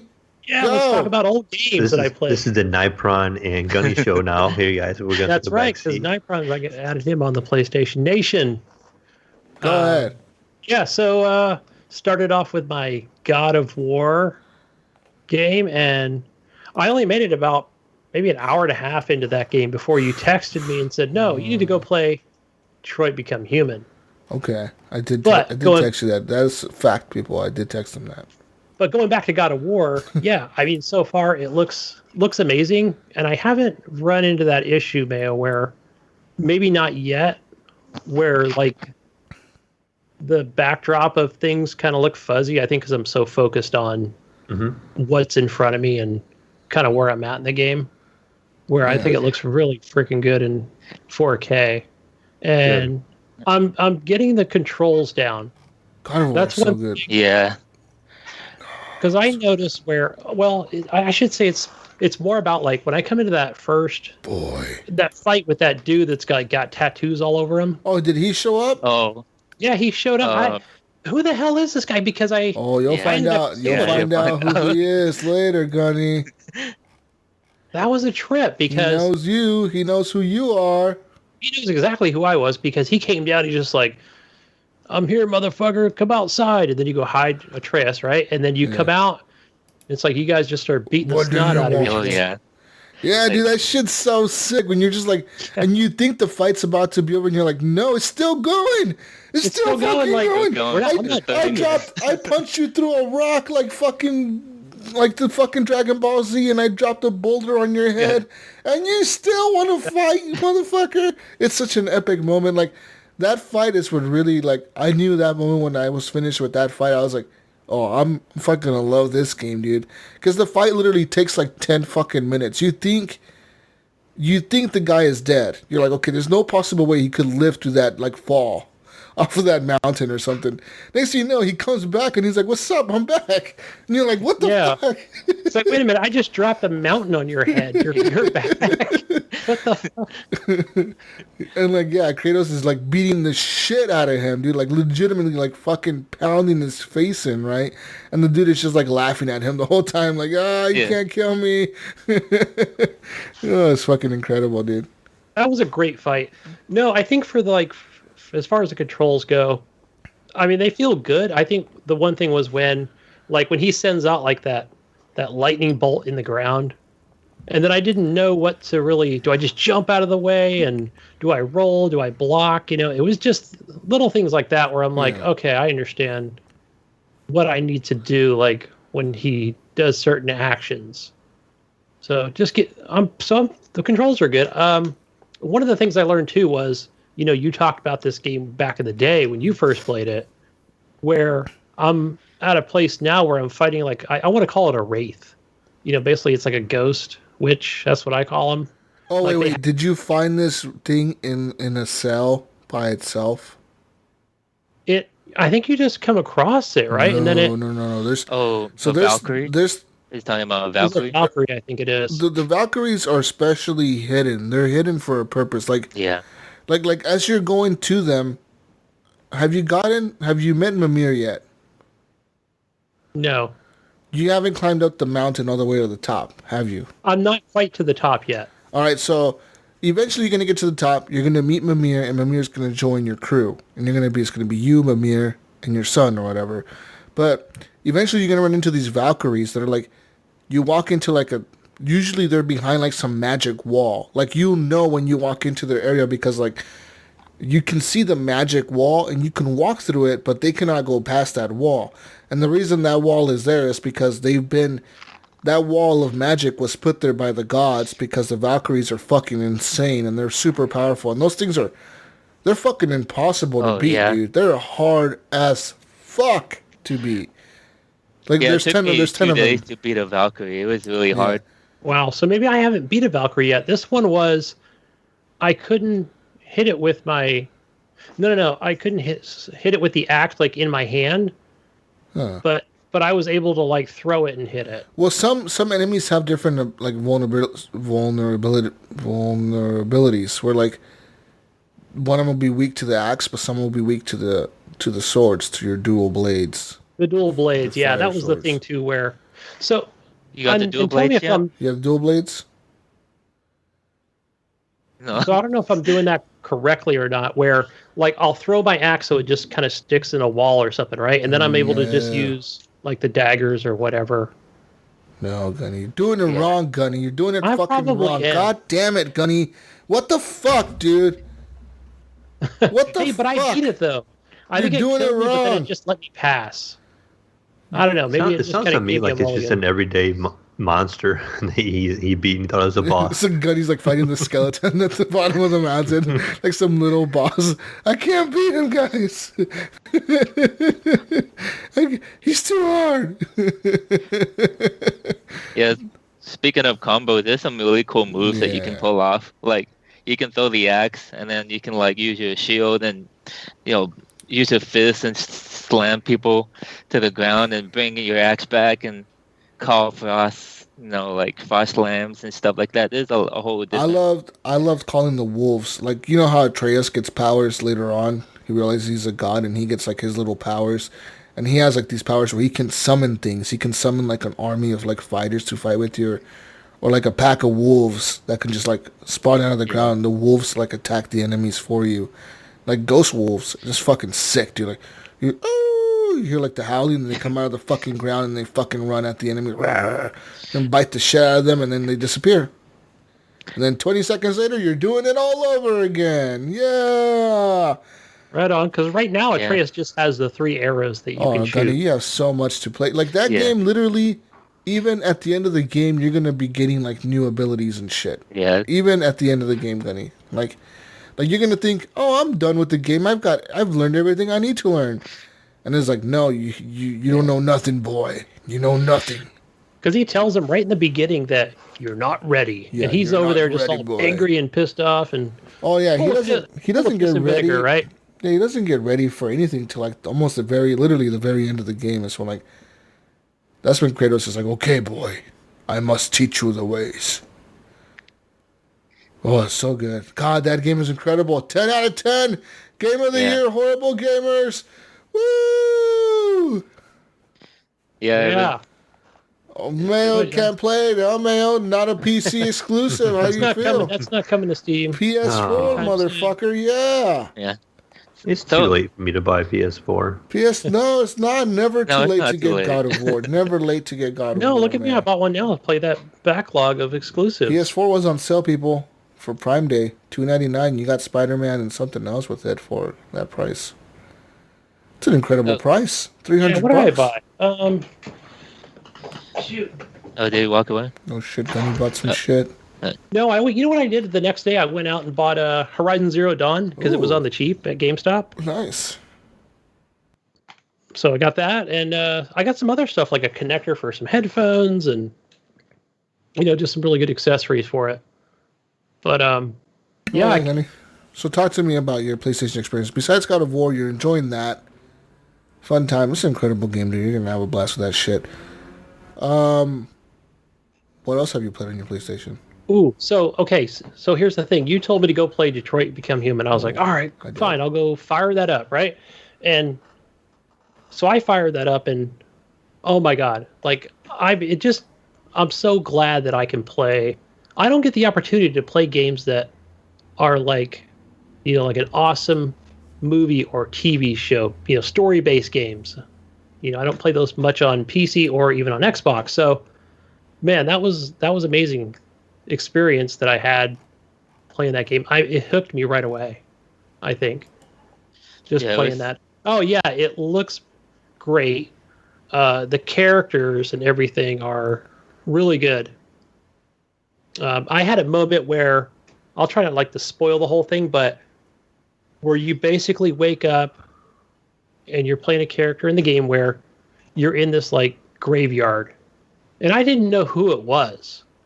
And it's like you're crawling through the graveyard, and you're like, okay, trying to find an arm that's compatible, that can fit on, you're this android, and then you crawl some more, you're getting the leg, right? And would you press the right trigger when you're playing this game, because you're always going to be playing as like an android, and it'll scan around the world for you, basically an objective or something you can interact with.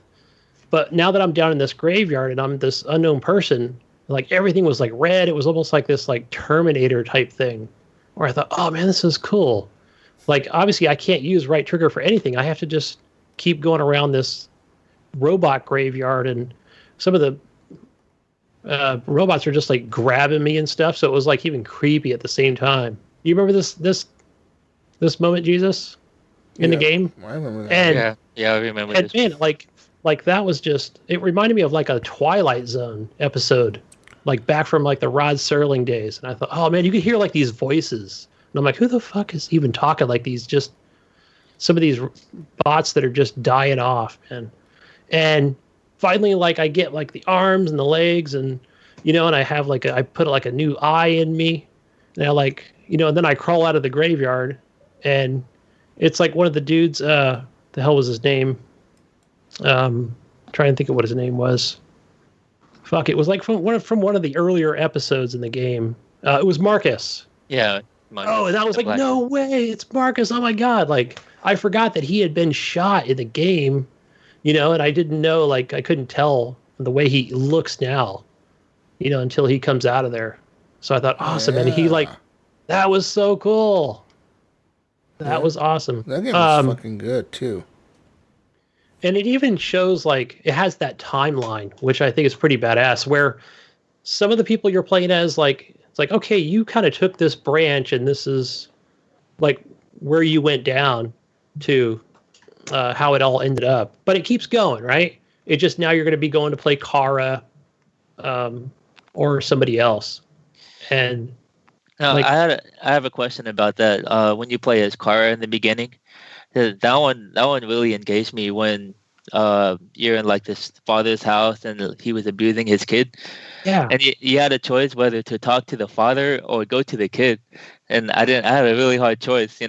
Like I was thinking maybe it would be something different on each one. Which one did you go for? And I looked at that and I was like, okay, I already knew like I'm gonna go talk to the kid. And Okay. here's the other thing for me, Johnny, was I went upstairs and I'm like, okay, I'm gonna protect the girl. And not knowing like all the PS4 controls, not being familiar with L1, R2, move the controller back and forth. I was getting my Android ass beat down, man. I was like, he was throwing me all over that room. And I was actually worried I would not be able to save that girl. Like that literally was an impact on me. I was like, oh my God, this game is so good. But I was able to get out of there and... Yeah. Fuck yeah. That game is awesome.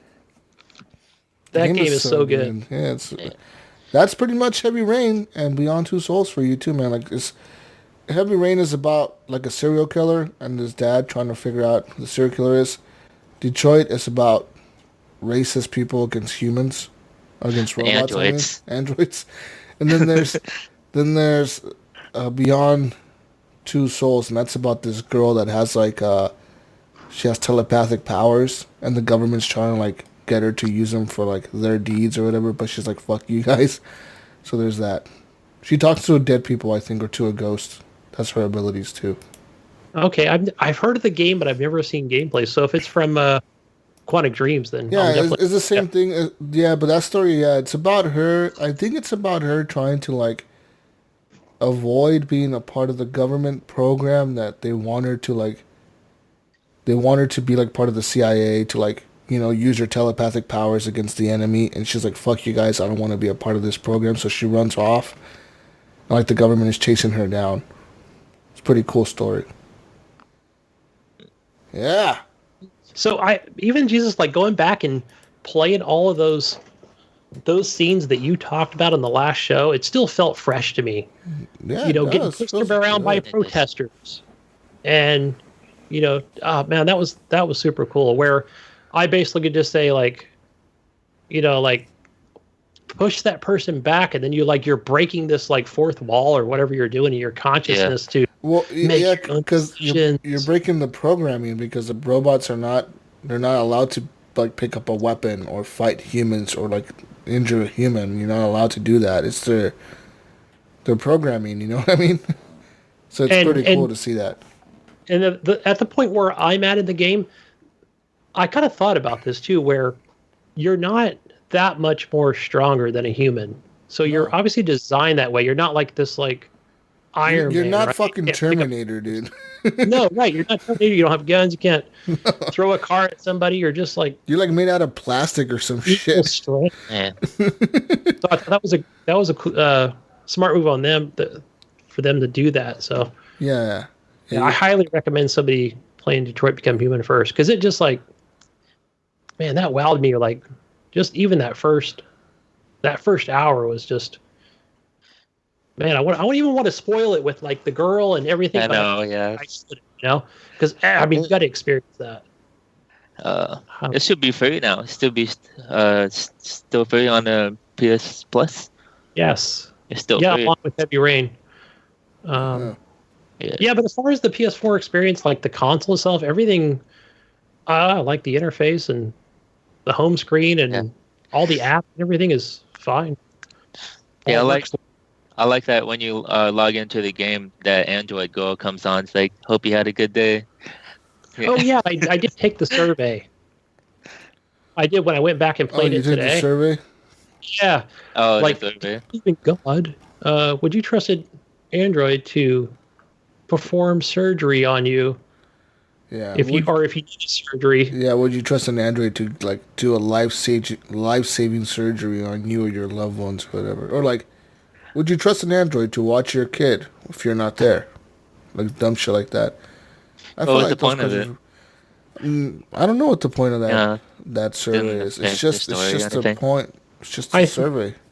I was going to say, I think they kept it really short for a reason. Like they didn't want to just keep going on and on because they could have asked 50 more questions regarding that. But I think you just wanted you to see what percentage of people chose what their answer was. Oh, okay. Because the game does show you the stats. Like at the end of the game in the credits, you're gonna see the choices everyone made on your friends list.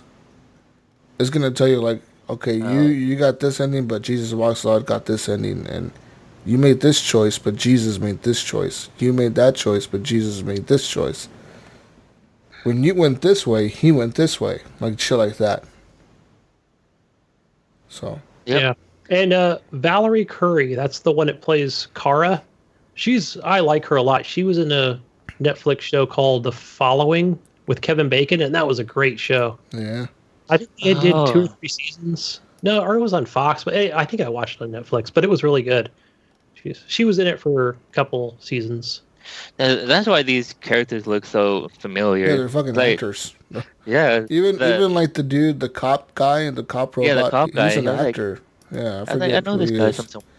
But he's been I've seen him, and I knew Kara right off the bat. Mm-hmm. That was cool. Yeah. All right. One other thing, Jesus. Oh, you know what else I played? What? Was in AC Odyssey. I finally reached the part where I go and meet the cult. Oh my God, you're barely there. Yeah, but I knew how close I was. Oh man, you're still so I thought I was behind you, Gunny. Oh man, I'm so far way behind me. Level 14. Oh fuck, you're so far behind. Yeah, because I knew how close I was, and I was like, you know what? If I play another hour, I think that's when I meet the cult. And sure enough, I put on that mask and I go and talk to the cult members. Yeah, I thought got that was behind. I thought you were behind. I thought I was behind you. It's the other way around. Holy shit. Yeah. And so now I've got that whole section of cult members I need to eliminate or talk to or you kill them. Storylines. Yeah. So it's like a whole nother more icons on the map to discover. So I'm like, great. But it was cool. I'm glad I actually made it to that part and got through it. It was a great experience. But yeah, PlayStation 4, man. I'm loving it so far. Was that your first time playing AC Odyssey? No. I've been working on it since I think October, November. I've just been picking away at it. Yeah, it's a big game. It's a huge game. Oh man, like I said, I've got. You ever get those missions where it'll say hey, this one's going to be level 25, level 32. I'm like, yeah, maybe in another year, or I'll actually get to those missions. So, and I haven't paid for any kind of unlocks to increase my XP. I don't think I ever will. And I'll tell you, Johnny, I can't even tell you the next time I'm even going to play that game. Man, I'd love to just go through and just watch the story and be done with it, because it is a really interesting story, and just like the last game. But yeah, that's so fucking crazy, dude. That game looks pretty too, and the combat is cool. So, but that's all I play, guys. On there. Oh, one more thing, Jesus. I've been playing this game. I'm almost finished with it. It's called Distance, and this is I think it's only on Steam. Yeah. So this is a racing. What would you call it? I want to call it a platformer almost. But it reminds me a little bit of Trackmania, except it's not as bright and vibrant. And the difference with this game is where there will be you're racing down this track and everything's kind of dark and gritty, and you'll see there's a platform in front of you, and obviously you're just going to I'm using the controller, so I'm just pressing A and it'll jump up on the platform. Or is it X or what? It's X is what I'm pressing to jump. And so you're pressing A to that's like your nitro. So you can hold that down and see how fast you can go around the corners. And then the other thing it does is where you'll see the road is now upside down, and that's coming up.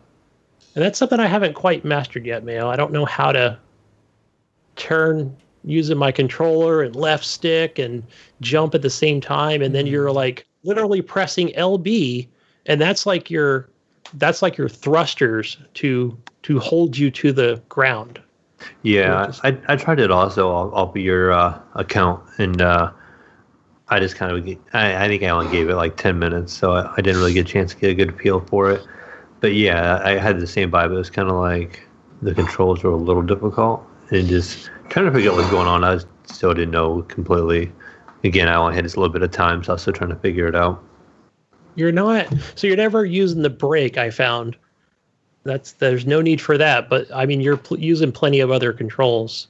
And there's a few sections where, like I talked about, pressing LB on the controller, whatever that scheme is going to be on your keyboard, where, you'll jump up, but you might have to press LB real quickly because there's going to be a laser in front of you. Yeah, and I also played it with the controller, actually, so I didn't try mouse and keyboard. Usually a racing game like that, I just try and stick with the controller because mouse and keyboard feels weird. Yeah, so I think eventually what this is trying to do is just playing it on regular mode. I'll just bronze every track, and then you can actually go back and get your silver and gold and, increase your time. And I did watch a YouTube video where it showed another player, so I don't know if if it's like a co-op or if it's a versus mode. But I would assume it is like multiplayer versus maybe one other person. But I do recommend it because it does do, racing differently. Again, as a platformer or almost like a parkour where you'll come down to a track and you'll hit a ramp and now you have to press and hold X to fly, and you'll fly through these circles, and then you're going to land, on the other side of the track, and boom, before you know it, you're holding down the A button for thrust. And the levels are actually pretty long too. I was kind of surprised. Mm-hmm. Some of them seem like they're 5 minutes long. It's just a straight track. That's what there is no ovalness to it. So it's just something different each time you go through it. But yeah, recommend that Steam. It reminded me of an old arcade game, honestly. I think it was I can't remember the name of it now, but there's this game that had basically you were kind of racing through a tunnel, and it was kind of like that kind of a neon lights. Yeah, it was. I can't remember what it was even called anymore at this point. Yeah, and I wasn't sure. Maybe I'm thinking Ridge Racer from PlayStation days earlier. Yeah, no, this was actually just an arcade game. I think you were like a rocket ship. This was it'd been pre F-Zero and all that stuff, and it just basically you were going down a tunnel and it was drawn by a whole bunch of just lines, and it was literally you just kind of went through it and you had to kind of time it, and it just gave me that vibe. I can't remember what it was called. It was an old arcade game. I'll see if I can Google it here real quick. Yeah, and I'm not paying attention to any of the time that I'm doing because I think I'm just learning the tracks, and again, they're lengthy. Because I mean, there's been times where I'm like, man, I can't seem to land that jump where I have to turn it upside down, press LB, hold that, and press A at the same time. I'll do it 10, 12 times before I finally land it. But it doesn't let you fail, right? You just have to complete it and get through that checkpoint. But yeah, I want to say there's about 12 maps total. And yeah, good racer. All right, cool. Yeah, good stuff. All right, what about you, Mayo? Who? Yeah, you. Me. You guys stole some of my thunder tonight. I played. We had talked about a lot of Apex. So Jesus, thanks to Jesus Walks a lot over here, I started playing Apex a little bit, and then by the end of the week, I started playing Apex a lot. Again, I think I've gained, 14, I gained 16 season pass levels in 3 days, and I gained probably 27 levels in probably the last 4 days. So, been kind of just grinding to that and just getting my feet wet. Is still, I think I'm still learning and but having a good time. I think the game, we were talking about the MMR. I think it does a really good job of matching you up early on against people of your skill level, so you can go in and get some kills. To where even in PUBG, you go in, and if you're brand new to the game, you're still getting matchmade with people who've been in this game forever and know every aspect of it. So it makes it a little more user friendly to get into. So I found myself enjoying it, and that's why I ended up buying the battle pass. Like I was having a good time. I get 3 or 4 kills in a round. I'm like, oh, this is getting pretty good. This is fun. I like the shooting, and the audio and everything is really good. And so I picked up the battle pass, and I just kept grinding through those levels early on. And then I actually had to talk myself into putting it down and playing the Gears 5 tech demo since it was only available for this weekend. And so I went ahead and started playing that a little bit, and everybody else was having a hard time getting to work. But so I figured, I'll try it on the PC and see if I can get into a match or whatever. Because I know I've seen people posting on Facebook that they couldn't get in. And so I'm like, all right, I'll try it on the PC. No problem getting in. But then once I got into the actual matchmaking process, they would only show like 4 people in the actual match. And then it would sit there and wait and count and count and count. And then finally we get a full group. So I don't know why that aspect was taking so long, but I don't know. So I think it was well, Jonathan said it was doing the same thing to us today. Yeah. Like where it would be like 30 minutes or something for him as the host. Yeah, and I decided to stream it a little bit too, because the guys were having problems with trying to get in an Xbox, and they would kick them back out and say they'd have like a 2-hour wait or something like that to even get back in.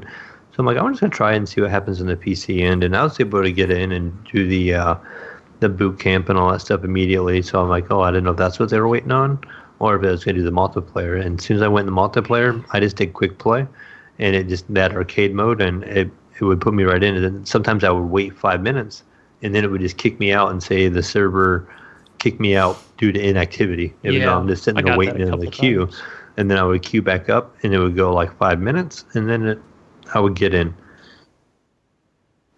So, yeah, they're probably testing those servers on crossplays, and that way Xbox and PC can play. Yeah, that's what a lot of this test was about. From my understanding, it was actually just a server test to see, how it's going to handle things. So, good job on them for promoting crossplay. That's really tough to pull off. Yeah, I think it's a lot easier between Xbox and PC, because I think a lot of the architecture is actually the same. Because I don't know if you guys know this, but Xbox is actually stands for the X in Xbox is actually DirectX. So it's actually DirectX Box, which is DirectX is used on Windows. So it's kind of I think they have an easier time of crossplay there instead of trying to figure out like Sony's architecture too, maybe. So maybe this is the first step. Obviously, we know they can do it because either they do it with Fortnite and they do it with games like Rocket League and stuff like that. But I think we got a little ways to go, but I think it'll eventually happen where hopefully we can just all play together no matter what platform we're on. Yes. You don't leave that up to the third party, to say, hey, we can do this if we flip the switch. Do nothing on your end except allow it. Yeah. Yeah. Besides that, I played a little bit of a game called Redout. So this is kind of like the PC, maybe Xbox version of Wipeout. So you're basically on a spaceship, you're on a track that does flips, and you have weapons, and you're shooting each other. You got time trials, you got different missiles where you can shoot your opponents, and you're doing loop-to-loops, and the track kind of twists.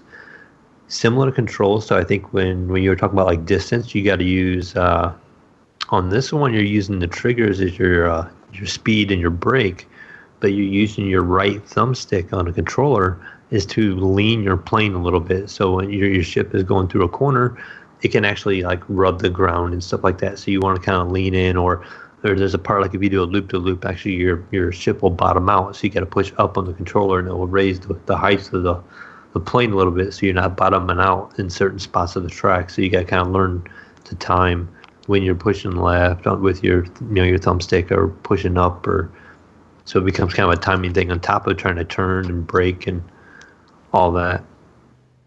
It seems kind of quiet in comparison to Wipeout that I remember back in the day. I remember Wipeout, yeah. I really liked that game back in my early PlayStation days. So yes, yeah, me and my brother would play it all the time. I still think I liked F-Zero better though. Going back even further. Good old Nintendo Racer, like it. Yeah, but right now I've seen it on Steam, and, and I've seen it on sale and stuff. I noticed it's on Xbox, but I never see it on sale. So it is in my library. It's always like $40 or $50. So yeah, I'll play it on the Mayo Pass for sure. I picked that one up during the Steam sale, so it wasn't very expensive. Another thing I played is Dead Cells actually had an update on the PC. They added, not a whole lot to talk about, but they added a couple new enemies and they added some new weapons. And so far, I've only unlocked one weapon and I've only seen one new enemy. But so the weapon I got was like this giant axe, and it takes forever to swing. And when it does swing, it like puts a fire trail like across the ground. But it was just too slow of a weapon. Like I would find myself taking damage all the time, especially in like 2BC where if you take a couple hits, you're pretty much down to like a quarter health already. And it just kind of messes you up completely. So I didn't find the weapon very useful in the game.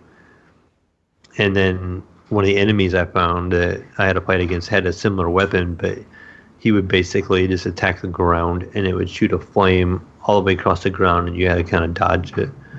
So like on their side, it was useful in the aspect of it could be all the way the enemy could be on the other side of the screen, and it would come all the way across toward you, and you'd have to jump when you're engaged in something else. So it just new characters, new weapons is pretty much all I've seen.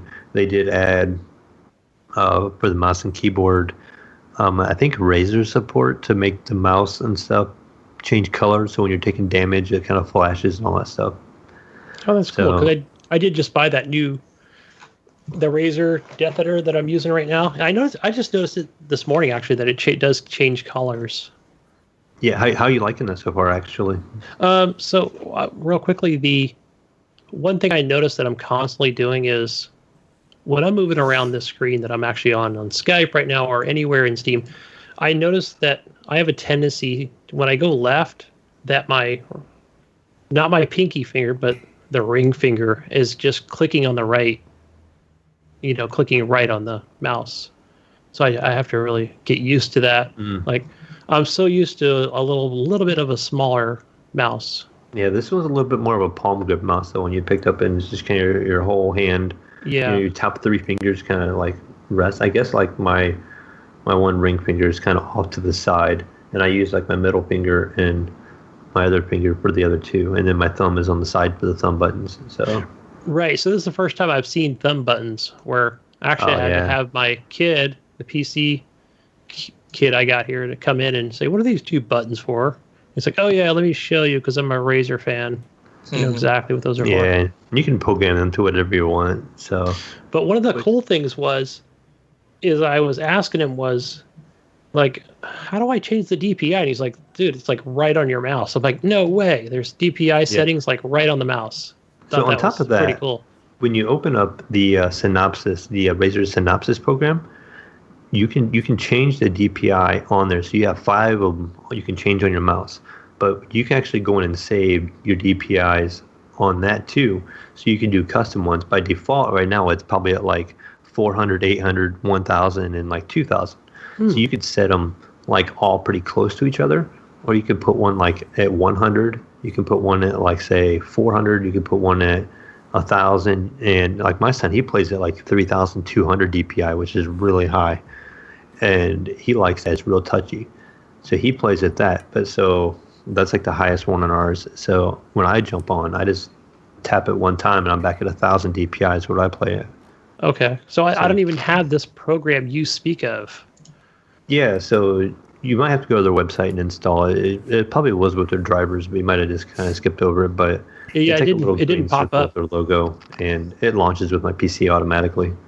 Yeah. And it just kind of runs in the bottom corner. All right, yeah. But other than that, yeah, it's cool. I just have to get used to the right finger not clicking on the mouse. Yeah, it'd take a little bit of time. I mean, it's kind of like using a new controller in a way. Like I've gone through a couple of different mice now, and adjusting to each one, you kind of notice a difference in them, just the way they feel. Back when I was playing World of Warcraft, I bought a Razer Naga. It had 12 buttons on the thumb side, and that took like that took 2 weeks to get that memorized. But it comes with like little thumbtacks on, so that way you can memorize where the buttons are. Nice. Yeah, that was a good mouse. I really miss that mouse. Yeah, them kind of mice with all the buttons are really popular for like MMOs. So like a lot of times you assign a I'm trying to think what's the word right now. It's eluding me. Hotkeys? Yeah, like a hotkey. So to that mouse setup, so you can do like certain abilities tied to each mouse button. So that's kind of where the mice really shine. Yeah. But my other thing I played, and this is very recent. It was just today actually. I bought myself a new console, guys. Oh, whoa! Hey, lay it on us. A new console. I went backwards. I went and bought myself an original Nintendo. Oh, damn. What? Yeah. You went retro. Yeah, so I was excited. My wife wasn't so excited, but what the fuck are you wasting money on this shit?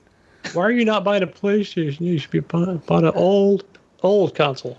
So it's kind of funny. It's like I'm not a garage sale person, and actually one of our neighbors, like right around the corner of me, was having a little garage sale, and the wife had wanted to stop, and I'm like, all right. And so we walk up to this garage sale, right? And it's two guys, and all it is video game equipment. Shit. Damn. It was like heaven. So I go in there, and they had like 5 boxes of PS2 stuff. They had boxes of Xbox 360. They had it didn't work anymore. I guess he lost the power cord or something to it. But they had an Atari 2600. They had this regular 8-bit NES. They had a whole bunch of PS3 games. They had like game clothing. They had like action figures. They had different like not playing cards, but like the old little packs of cards you could buy. It had like different stuff from the 80s, and that's just like all they had. So I ended up spending the money on the Nintendo when I brought it home. Of course, then you're all nervous it was going to work or not, because they said it was going to work, and so he fired up, and right away the first thing it does, it just blinks at me. I'm like, oh no. My wife's kind of giving me the dirty look. I spent this money on this thing, and I just had to wipe it out. Actually, I had to use a little bit of rubbing alcohol to clean the contacts on it, and it fired up right away. And we spent a little bit of time playing Tetris on it. So it came with 5 games, and so we played some of the original Tetris. And so the kids and I were all competing to see who could get the highest score. Mm-hmm. So we tried that. And then it came with Jesus's, I think it was his favorite game, was Top Gun. Oh, so Top Gun! So your little, your F-14 Tomcat, and you're trying to land on the aircraft carrier at the end. Is it hard as fuck still for you? I haven't played that one yet, but that is one that came with it. Then I also got the Teenage Mutant Ninja Turtles game. It's not the side-scrolling beat-em-up. That's the one that everybody thought they were getting when they were buying this game. But it was kind of like a top-down view until you went into a sewer, then it would turn to a side view. Yes. And it was really hard. And it was kind of funny because my youngest boy was looking at it, and he's looking at the artwork on the cover, and every Ninja Turtle on the cover has the same mask on. So it's like 4 Raphaels. They're all wearing a red mask on there. So it's kind of funny. He's like, yeah, this isn't right. I thought that was the budget was a little tight then. But yeah, then it came with a game called Sky Shark, which I don't really remember very well. It looks like it's a top-down shooter.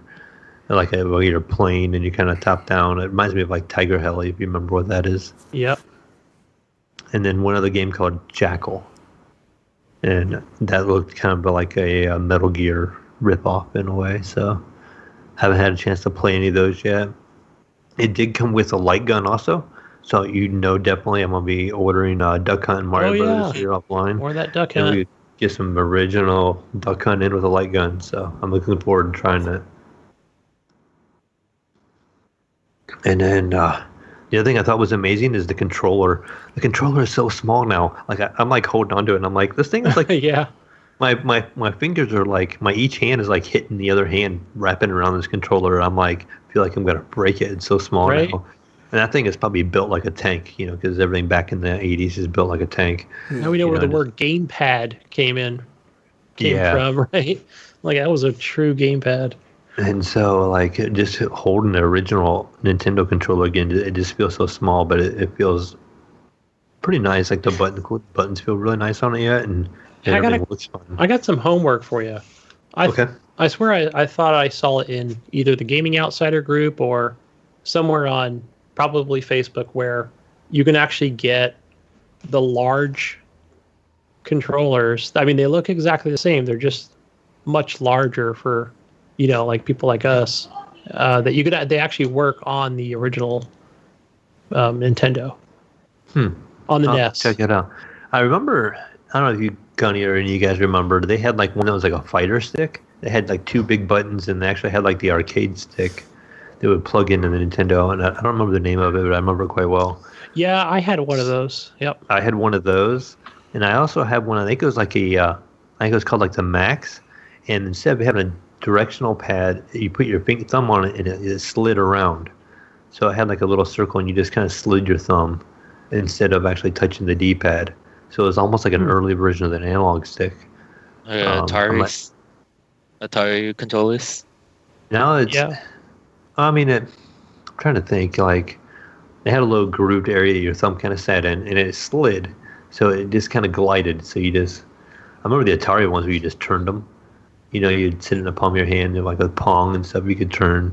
Right. This one is literally like your movement for your character, and you could use it on fighting games. I remember having a fighting game and using it on that. Yeah, good old retro, man. That's cool. But yeah, so gonna fire up some more retro games later on this week, probably when I get a chance, and school the kids on how to beat these games. Maybe. Sweet. Because my daughter already beat me in Tetris, so she had already outscored me her first time, and she's like, "Oh yeah, I love Tetris." And then my youngest son is like, "How do you store the blocks?" I'm like, "You can't store the blocks in Tetris." He's like, "Yeah, you can." I'm like, "No, original Tetris, you can't do that crap." So. But that's it for me. What about you, Nypron? I've been playing a few games this week, mainly because I'm in the process of moving and packing up. But the first game I've been playing is Detroit Become Human on the PS4 Pro. I hope I didn't spoil it too much for you. I don't know how far in you are. I think I'm like halfway or almost to the end. It's hard to tell. Okay. Probably further than me. Yeah. Because I made it to Jericho. But with the twist, with this game was this is a good co-op couch game. I play this with my wife and my uncle. So what we do is like I would play the guy characters, and then my wife would play the girl characters. So whenever the girl comes on, I would give her the controllers and make the choices and make her do the choices, and it's pretty cool because later on down the road, like the characters intertwine, and it's like based on choices. That's pretty cool. But yeah, we usually do this on other games like Until Dawn. You remember that game? It's like a horror thriller game. Yeah, like she would play the girl characters, I would play the guy characters. Yeah, that game is it's pretty intense in the beginning. Like there's some hard choices. Like there's some choices where like I had to sit there and I didn't know what the hell to pick. It's really hard. You're right. Like for example, I mean there's one where there's like you knew with Kara. I mean it. Where they go, and they go to that house, where because some other android whispered to Kara like, "Oh, there's somebody who can help you too." Yeah, you and the little girl. And of course, I went and hid first. Right, we spent the night, and then like the next episode was, well, I'm gonna go to this house where they're gonna help us, and that was like, I mean, I think you ultimately have to go there, but it made me feel a little shitty knowing that this guy, what he was and what he had in his basement, and shit. Oh yeah. Yeah. Damn, I was like, I can't believe. And then even Cara, like, with her limited,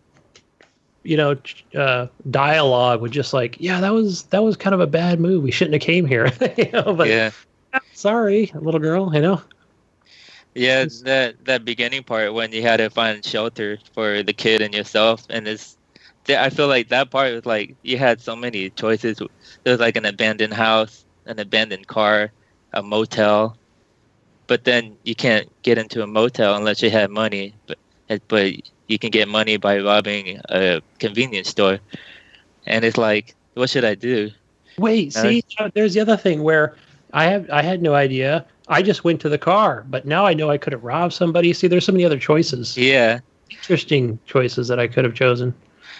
I tried the abandoned house, and you end up seeing an android that's like a deviant android, like one of those defected androids, right. And you find him like holding the kid on the wall with a knife. Yikes.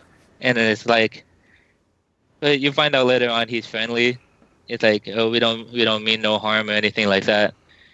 And he asks you, do you want to stay with us at the house, or not? And I chose not to stay because I don't trust him. So I ended up sleeping in the car. So that being said, it's like I wonder if I stayed with him, what would happen? Like, yeah, like because you saw like at the end where the branches of there's like so many. Like, it doesn't tell you what could have happened, but you see it. You can clearly see it on the ending screen. Yeah. Of all these locks, right? Like something could have happened down this branch.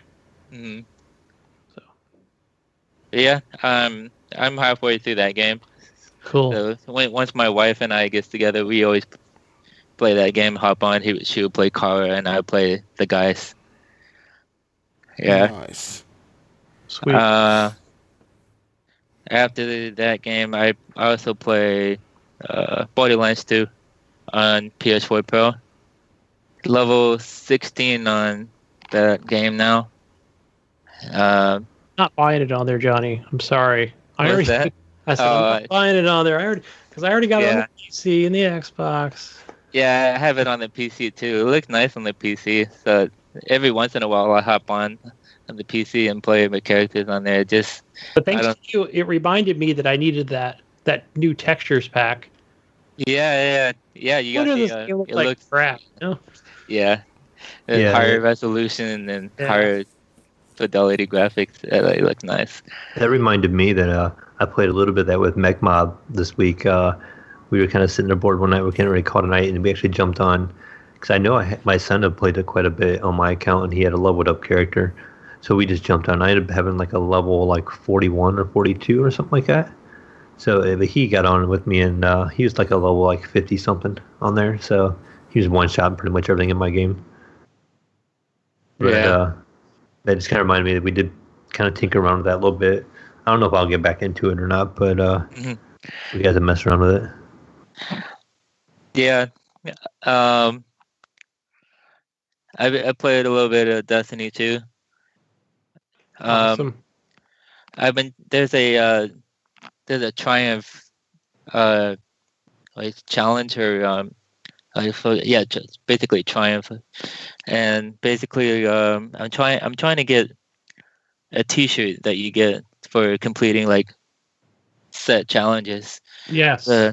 I think I'm like 10 out of 15 completed. I need to do like a few more. They're really hard. Like I got to complete all the raids, and I haven't beat the last one yet. I almost did. I'm almost done with that one, and I need to do like black armory forges. Like I need to forge weapons in that game.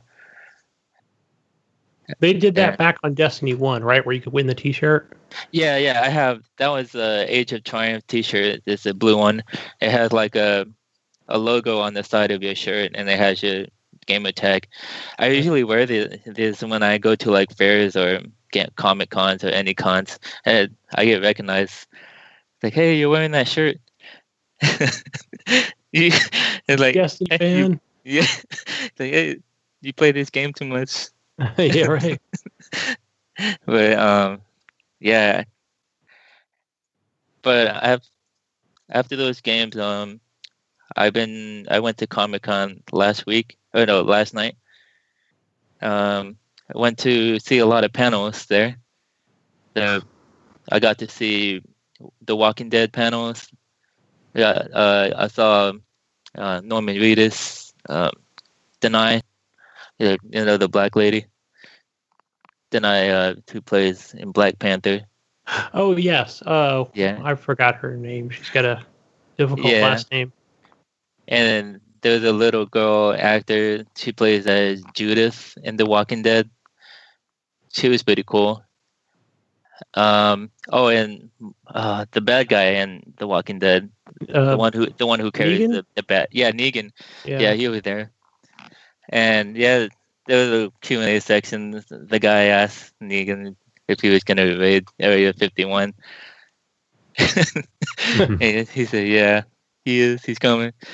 And after that panel, what's that? Oh, The Witcher. I saw The Witcher panel, and Henry Cavill? yeah, when Henry came on, I had no idea he was Superman. I was like, "Holy shit, it's Superman!" Yeah.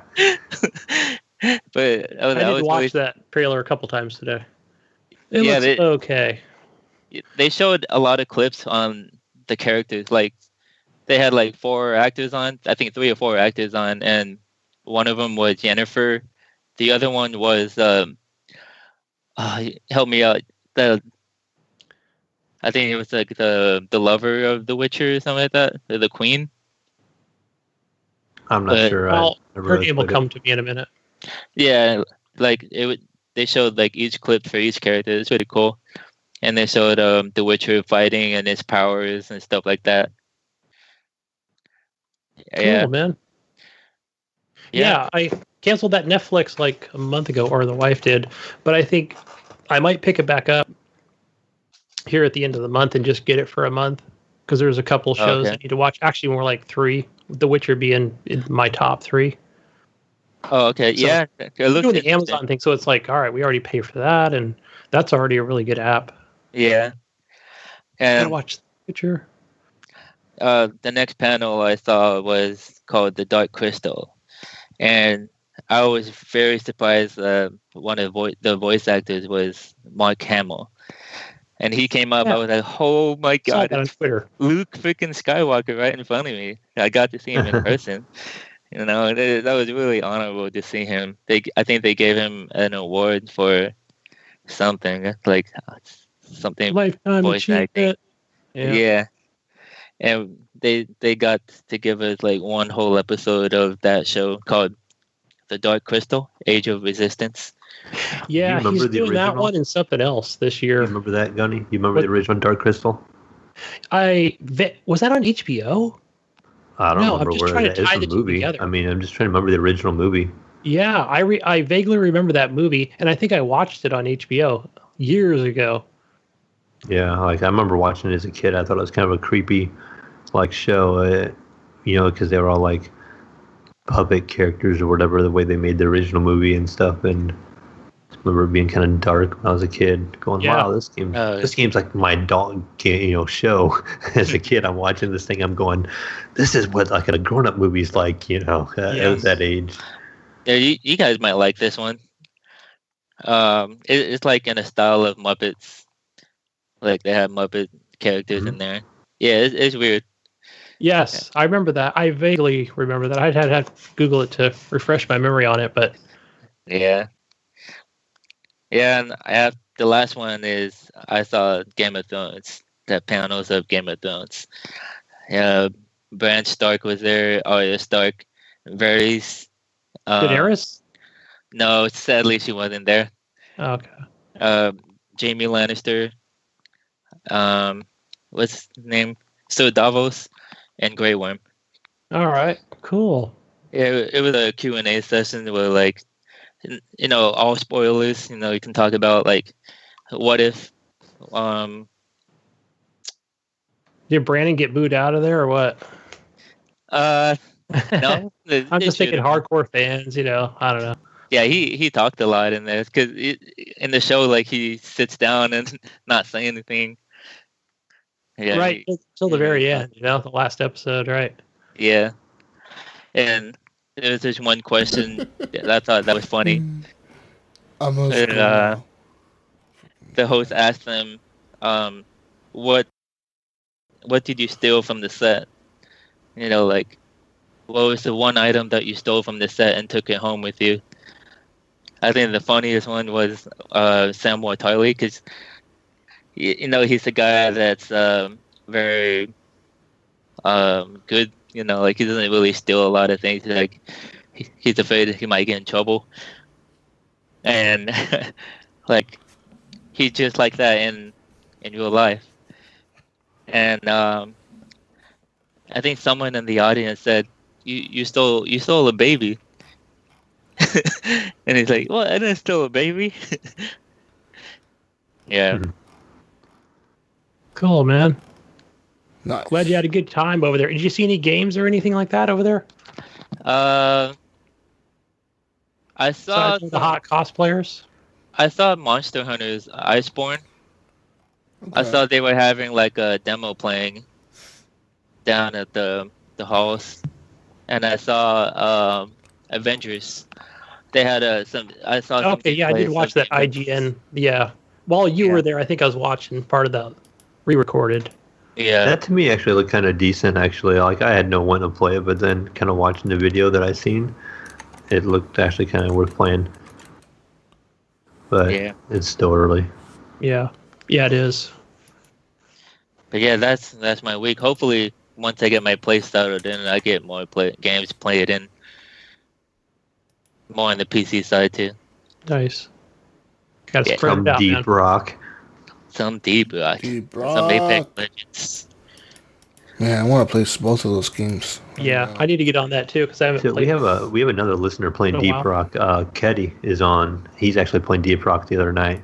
I saw him on there. Yeah, he was hitting me up, trying to play. So we're trying to organize a night where we can get together. So another one we can have. He said he bought it a little while back, just never played it. He says he listened to us talk about it on the show, decided he wanted to play it, and he was enjoying it. And I told him you just definitely have to play it with a group. The game is a lot funner.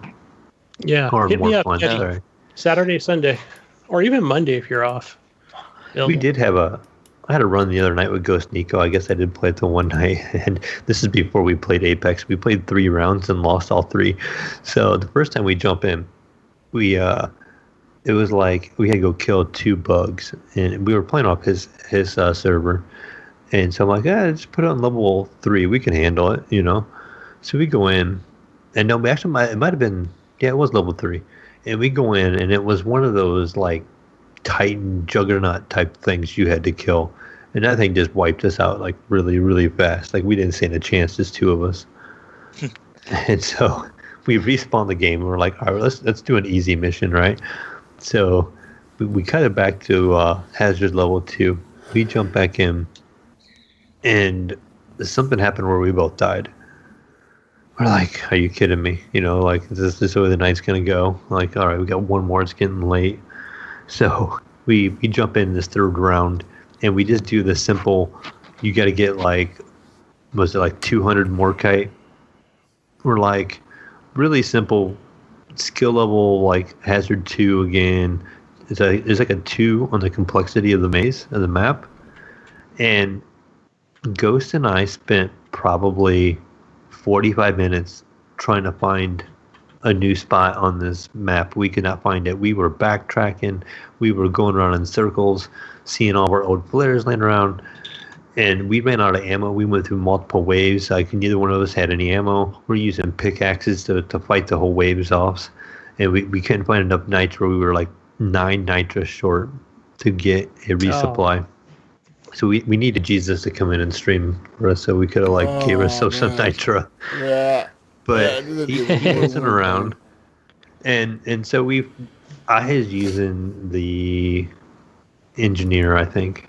And so I could make a grapple, and I finally gave up. I'm like, this corner over here, we can't really get to, but I can see some gold way up there. So I grapple, and I'm like way, way, way up. And there's like no area underneath me, whatever. And I find where we need to go. And I'm like, oh, sweet. Well, then a swarm comes. And so I'm like, all right, I'm going to stay here because it was like impossible to get up there. It's up on a ledge. You know, I had to grapple my way up there, and we have this zip line we can take. I'm like, I'm going to hold them off up here. You hold them off down there, and we'll get together, and we'll call in the resupply. So I end up taking a couple hits. I end up dying while I'm up there, and I was never able to deposit the nitra to call in the resupply. So poor Ghost had no ammo, so he ended up trying to fight off the last round of bugs.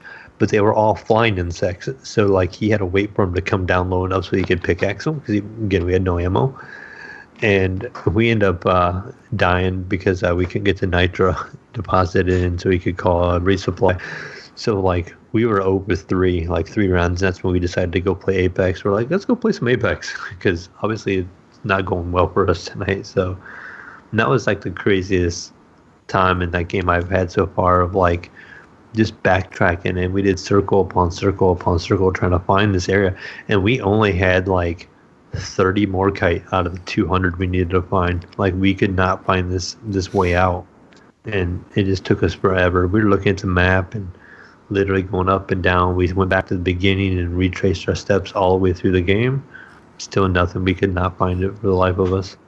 You think it was because of just its early access, or was it just because you were noobs? I think it was just kind of like in an obscure area. It was like in a big open cave. You know, like when you walk into those caves. And if you don't light it up, you can't see everything. You can't even see the top. Even if you fire a flare gun with a scout, it takes forever. It's just this huge open area. It was like the top of one of those, and there was no like pathway to it or anything. And we didn't have a scout, so all we could do was throw our little flares and light up a little area at a time. And so it made it really hard without that scout. I saved your ass the other day. Saved her? When did you save? Yeah, I did. You and MechMod. Oh, we were in that fucking huge cave that just fucking had like a big hole out of nowhere, and then there was a big, big cavern. Yeah, that's kind of what we ran into in this one, isn't it? We needed that extra person in there to help out, because I don't think we would have ever found out. I mean, we did find it at the end, but I mean, we spent a good probably 45 minutes to an hour looking for it. Yeah, that show was crazy, dude. We were playing that the other day. We had to find those stupid eggs, and then they were like, fucking, we were like in a hole. We couldn't get out of there. It was fucking nuts.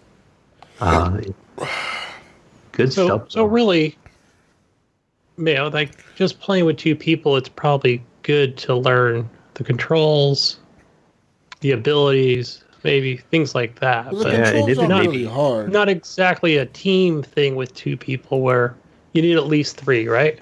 Minimum. Probably. I think you just have to know what people to take in, because I think it was really hard without having a scout. Like, I almost felt like we needed a scout. Even though a scout has no firepower, it just would have been making it easier for us to light the path of, in the big cave that we're in. We could have lit it up and found our way maybe a little easier, but with us just throwing little flares and the game was dark most of the time, it made it really difficult.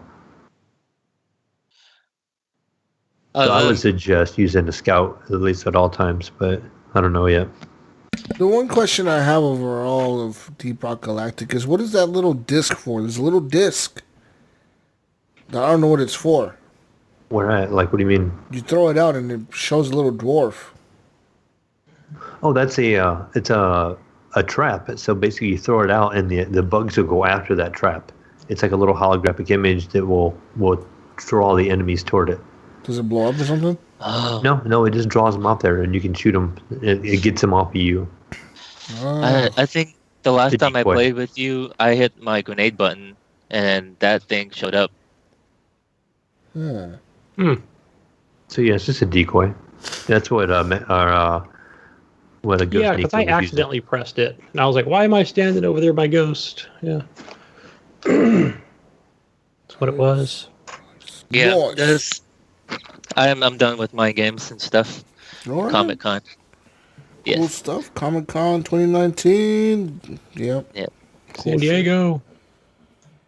Guys and girls, I guess that means one thing. News time. News time. Did Mayo go talk about his games? Mayo I did. It was kind of short. He talked about how you stole my Apex from me and how you stole my Gears from me. And no, I'm kidding. But now we talk a little bit. All right, it's news time. Get into this week's latest news, ladies and gentlemen. You can now buy the MSI Radeon RX 5700 cards, and they come with 3 months of Game Pass for the Game Pass Ultimate PC thing. Nice. Yeah. You getting anything? You're going to upgrade? No. Are you good for now? No, I'm good for now. Me too. They are better than the 1070 Ti in most things, but the 1070 Ti can still hold its own against these. Yeah. You know what I mean? Like, they are better. I'm not gonna lie, you probably will see a slight improvement in performance and shit, but that's just it. It's gonna be slight. Right. I don't want to pay that price for slight. Yeah. Do you want to pay the $300 to $500 range for maybe a 15% increase in? Yeah. They're cheaper than 2070s though. These things are only $400. Mm-hmm. I mean, that's way cheaper than that 2070. But even though the 2070s were on sale the other day, right? There was like a fire sale going on. Well, I think that's the regular 2070 because they have the Super 2070 coming out, and so they're trying to clear up their old stock. Oh, is that what they're doing? Can't get rid of that hobo stuff. You can't have last year's 2070 technology out here. See, I'm looking at one right now. EVGA GeForce RTX 2070 Super XC gaming graphics card. $530. Too much. And that's actually they're actually marking them up right now. I think they're supposed to retail for like $460. I think they were advertised on that initially. But yeah, they're marking them up right now because nobody can find them. Fucking dicks. You know what we haven't heard about, Mayo? You know what we haven't heard about? Well, I haven't heard about it in a while, and that's that Bitcoin. Yeah, what happened to Bitcoin? The prices up. Matter of fact, people stopped doing the Bitcoin thing. I saw the machines being taken out of a couple of convenience stores that I deliver to. Like the ATMs? Wow, they're convenience stores? Yeah, they look like ATMs. Well, yeah, no, Mayo. They have them like here at the mall too. You can go to the mall and like, if you have a Bitcoin account or your Bitcoin like wallet with you, you can like go up to the ATM and it scans your fucking wallet and it's like, okay, you have $1,000 in there. How much do you want to withdraw? It's just like an ATM. You're just like, I want to withdraw $500. And it's like, okay, here you go. And then it gives you cash. Yeah, we don't make like that around here. Yeah, I know. We don't got anything like that around here. Mm-hmm. Bitcoins. We don't have any of that fancy stuff. We're still low technology around here. We use paper money. Using those manual cash registers. Ding. Dollar bills, manual cash registers, occasional debit card at the gas pump. Down here, we don't got none of them fancy credit card readers. Mm-hmm. It's one of the ones you gotta you used to run the credit card over the paper. Yep, I was getting ready to say that. A little carbon paper copy. Mayo still writes checks to pay for all his stuff, guys. Shh, don't tell Johnny, is that a cat in the background? Nypron has a fucking cat. There's a cat over there. I see it. What's up, cat? You should fuck with that cat, dude. That cat is staring at me. It's like I feel like he's looking at me. I feel like he's gonna jump at the camera. Hi, I'm waving at you, cat. It's a people cat. He loves being around people. So cute. Try to steer it. Yeah. He's looking at us like, "Fuck you guys. What are you doing?" Talking to my owner. Anyways, let's get into the news. News this week, ladies and gentlemen, consists of a bunch of shit that we want to talk about. Let's talk about this. Area 51. Yeah, more news. This is a cool article right here. So, ladies and gentlemen, y'all know Area 51. We've been talking about it for quite a while now. And so we got the latest updates. So now apparently people were wondering who the fuck was the guy that created this Area 51 shit. Well, apparently there was a 20-year-old Bakersfield college student behind everything. It says here that on June 27th, Maddie Roberts created the Facebook page as a joke. Not realizing the millions of people would rally behind his battle cry to see them aliens at Air Force Facility, Area 51. Whoops. So he said it started off with like a few people, like a few of his friends he invited to like his event thing, like 10 people or something. He's like, yeah, at first it was like 8, 10 people, and then like overnight like 40 people joined, and I was like, okay, like that's cool.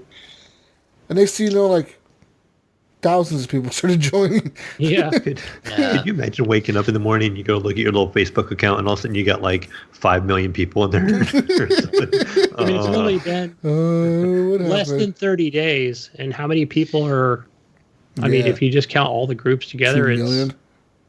It's a couple million. Do you guys think they're actually going to show up? No, I think people... I think some will show up. Some definitely are going to show up at this point. Some are going to show up. No matter what, they're going to show up.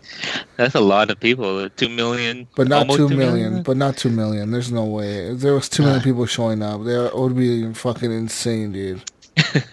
I'd be surprised at 1,000. Even. I would say maybe 1,000 max is going to show up. Maybe 1,000. And then all it's going to be is a bunch of people with their cars not knowing, hey, bro, did you like the memes? I like the memes. And did you come here for the Area 50? Yeah, I came here. Okay. Were we supposed to park here? Do we park here or do we park there? I guess park here? The military... In the big open desert. The military is telling us to park here or they're going to shoot us if we park over there. I guess we park here. Okay. Are we allowed to start bonfires? Did anyone bring food? Did anyone bring food? Hey, my brother's got a taco truck. The closest restaurant to us is 30 miles that way. Did anyone bring food? Are there any Pokemon in Area 51? There is apparently. Pokemon Go actually watched a few videos on YouTube. There's people that go to Area 51 and play Pokemon Go. Yeah. There was 2 guys. What do they call the station? Like the main events or whatever, like main areas. They have like a little Pokemon station. There's probably one of those in 51 that has. No, they said there was 3 or 4 of the people that. Because I watched a YouTube video. These 2 guys that run a YouTube channel. Yes. They drove out there. They drove up to the fucking gate of Area 51, like the entrance, right where the security checkpoint is. But they stopped right before the security checkpoint and parked the car. And they got out and started playing Pokemon Go at the fence. And they were like, yeah, we barely have any service here. Like, we have like 1 bar of service, but they found like gyms there, but like the gyms were unclaimed. Like, no one claimed them. So Could you obvious, imagine like the being probably like a A military Mewtwo. member, and you're standing there on guard, and you see this car pull up, and these 2 guys get out playing Pokemon Go. recording themselves with like GoPros and shit. Like, what the fuck are you doing, guys? What is going on here? And the thing is, these guys had balls because they went out there during the daytime, and then they stayed there till like it became nighttime. They stayed there till like they were there from the daytime, and then it became nighttime, and they were sitting in the car trying to catch Pokemon. They caught 2 of them, but their phones lagged out when they would catch them. So they're like, okay, we're just sitting here in front of the fucking security checkpoint, and it's like the big-ass spotlight is on their car, and all of a sudden the security at Area 51 just turned off. They just turned off the fucking spotlights. And the only thing that was lit up was the fence. Using their LUVs or whatever they call them, right? Yeah. They said that red dots on their They foreheads. said the only things that were lit up was the fence that was red. Like little red dots that were lights on the fence. The little red lights. That's the only thing that was lit up. They turned off all the spotlights for the base. Everything was turned off. Like, yeah, it's just fucking pitch black. They're like, it's pitch fucking black out here. They're freaking out. Yeah. Like, we should probably leave now. Yeah. Hey, Billy, what's that little dot on the back of your neck? What is this, that thing over here? Who cares? We're not gonna a bug. catch this Mewtwo. Yeah, right. We gotta catch this thing. Look at this. But it's pretty crazy. So, yeah, people do go out there to play Pokemon Go, apparently. But it's not advised to do that. And, yeah, people just be careful. If you really do go out there, just be fucking careful. Come on, don't use common sense, really.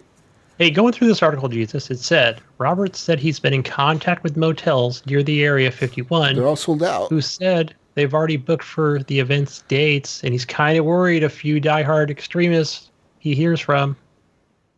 Another one is, I've had a couple people DM the page where they're like, I'm willing to die for the government. Let's do this, he said. If there's only like 2 of those guys out there, I think we'll be okay. Yeah, That's what Robert said. What if there's 100 of them? Yeah, what if there is 100? Even 100 people can get shot, killed in front of live TV. Yeah, but like I said earlier, he said, hey, look, I want to have a bunch of music artists, everybody from the EDM world, and then maybe some indie rock. Robert said maybe some smaller guys that are up and coming. Yeah. I've had a lot of people DM me the page as far as music and bands go. So that would be cool. We can turn this into something good. That's what I thought it was going to be in the end. I mean, yeah. Why not? Fuck it, turn into a festival out there. It'll be good for business for the people that live out there. I mean, being on a trip from there to here when I moved to Oregon, we stayed in a little hotel, dude. That was literally like a fucking Red Dead Redemption 2 hotel. Like, that thing was like fucking one hotel in the whole little city that we were in. That was like the biggest part of the city was this one little 3-story building. And like that thing looked ghetto as shit. And like there was like, it's like, who lives out here? Like, what are you guys doing living in this town? In the middle of nowhere. Seriously, this town is like in the middle of nowhere. What the fuck? How do you guys even get food out here? You know what I mean? That's kind of weird seeing those little towns out there. But it could probably boost up their economy, dude, and help people out there. I've seen towns like that on the way to like Death Valley. Yeah, just like little fucking dinky ass towns with like 3 buildings. People somehow live here. It's got a post office. Gets picked up once a week. Yeah. Somehow people live in this little shitty town. It has a Circle K. Somehow. Bob's Mart. Bob's Ice Circle machine's K. broken, sorry. In the middle of the desert. 300. And it's fucking hot out there in September, people. Don't think it's not. It is fucking hot in the desert in Nevada, dude. In Vegas it's hot. So it's hot in the desert. Mm. So yeah, be careful. Careful. Did I see Gunny post a Facebook video of some recon out there that he was in a little shop that had all the little aliens on it? And... Oh yeah, yeah. Little alien That was shop? I think that was close to. Well, that was more. Yeah, just outside of Vegas. I forgot the name of that town that I was in. And man, it is like it's actually got like the world's largest thermometer. Really? And yeah, and I think it was like 115 degrees that day that I recorded. Fuck. That was nuts. But I think that Area 51 was, but it was still further north, kind of northwest of where Area 51 was. But yeah, I mean, there's just nothing out there. Except for, like you said, there's a town. Well, that wasn't even really a town. It was more like a rest stop and some restaurants. And then you still got to drive like another 100 miles to the nearest anything, Is that the town that has like alien jerkies? Yeah. And matter of fact, they were building a hotel at the time. Oh, okay. So they have to wait till like spring so nobody dies trying to, construct a building. Because it gets so fucking hot out there. Yeah. Did you end up getting anything alien wise? No, I don't think I did. I think I grabbed some beef jerky. That was about it. Just a regular ass jerky. Yeah. But that was a cool restaurant or a gift shop. Anyways, there's your Area 51 update, people. Area 51 coming at you from Area 51. That's our latest update. We'll see what happens next week. The government, I think, is legitimately like prepping for this shit, dude. I saw like a picture of like some dude, like at a like military press or like a military briefing, like they were showing like what is a Naruto runner. They were showing pictures of Naruto, and like one of the fucking soldiers was like demonstrating how to Naruto run. Like, because he took a screenshot. Are they really doing this? Are they really having like these fucking? Like, all right, boys, we're gonna have this briefing about this Naruto runners. Today we're gonna talk about the Kyles. And today we're going to discuss the Kyles. Those are my favorite. those are funny. Those are the white guys that punch walls when they drink Monster Energies and drive Ford F-150s. The Kyles and the Karens. Yeah. Even if this really happened, like you would think like you wouldn't post a date of when you're gonna do the raid. You would rather catch them by surprise. No bullshit. You want to post the date so like the fucking news show up so they don't just fucking kill everyone. Right. You want like the international TV and news to be there. You want all of them to be there. Well, then too, it's not like he kind of did it in joke. So at first, like it was a joke, and then it turned into a real thing. So. There's so many places, like I mentioned, and I've seen all the videos, or a lot of the funnier ones, and even like previous videos from over the years where, you're driving down like one of those service roads, and it just has a sign basically like, just don't go past this area, but you can still drive there if you want to. You just got to watch out for Sniper Hill, or there's just like signs posted along the mountainside that you can literally just walk into. Yeah. If you wanted to, it just says don't do it.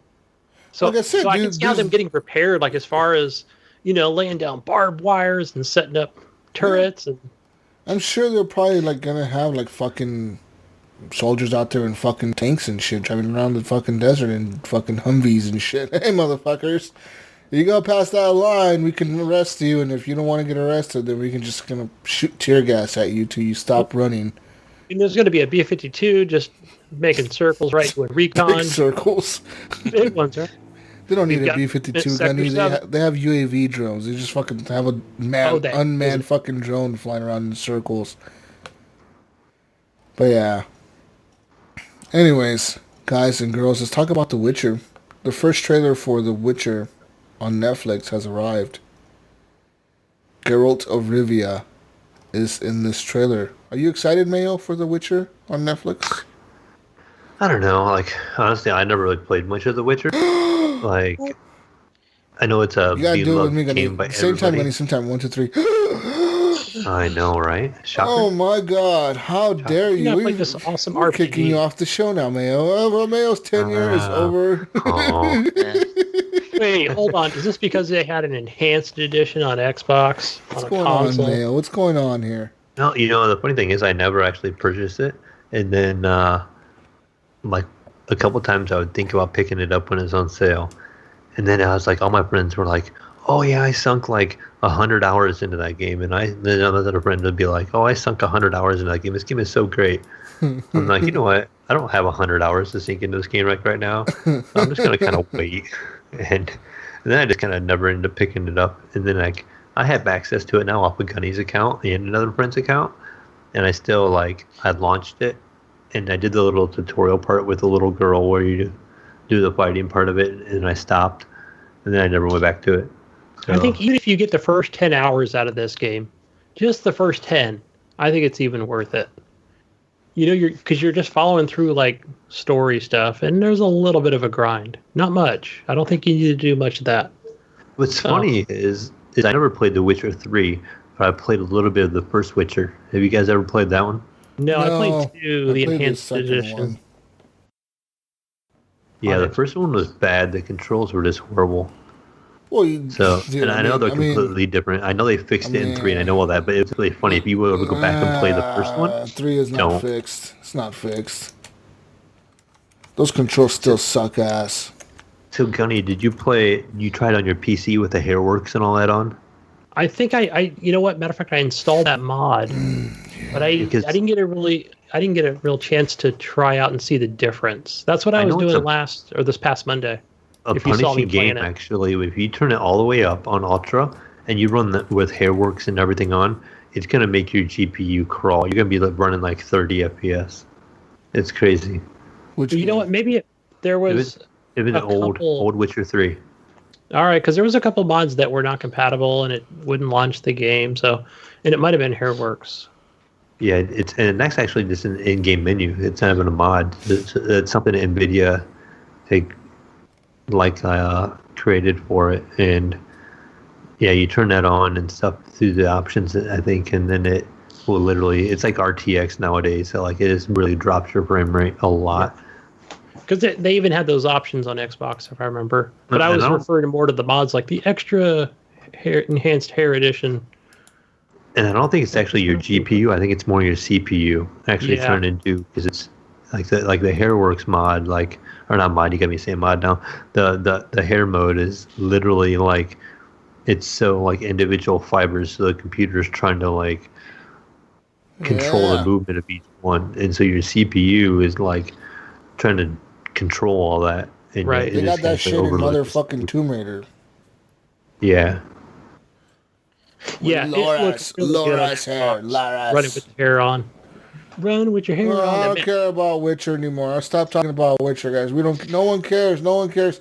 See, that's why I don't play it. Big news about Witcher, though. Big news. One piece of news that I did have and confirmed is that Witcher has been renewed for 3 seasons with Netflix already. Before the renewed for 3 and I played 1. Exactly. They haven't even released the first season. They renewed it for 3 more. Woo! Big news. Yeah. I was at the down on this article. That picture looks like Gunny when he had long hair. Yeah, what do you think?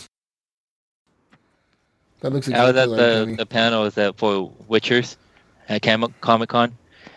And Henry Cavill, the guy who's going to play as Witcher, he's like a big gamer, and he also plays The Witcher, so he knows what's going on. All right. Yeah, good. Right. I don't believe him. Yeah. Mayo says it takes 100 hours to beat this game. Actors do not have 100 hours to put into a game. Well, I don't know if it takes 100 hours to beat it. I know that people put in 100 hours in it because of all the side quests. At least 60. You can ask Johnny. Johnny Dahl. I put like 50 hours into the fucking game, and I've restarted it like 3 times.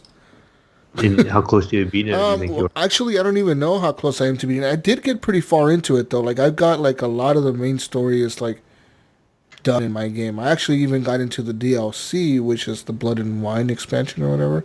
I got into that DLC too, where they went to the party and you're hanging out with Triss, and then Triss makes you choose between you and the other girl and Yennefer, and then I picked Triss because I was like, fuck you, Yennefer.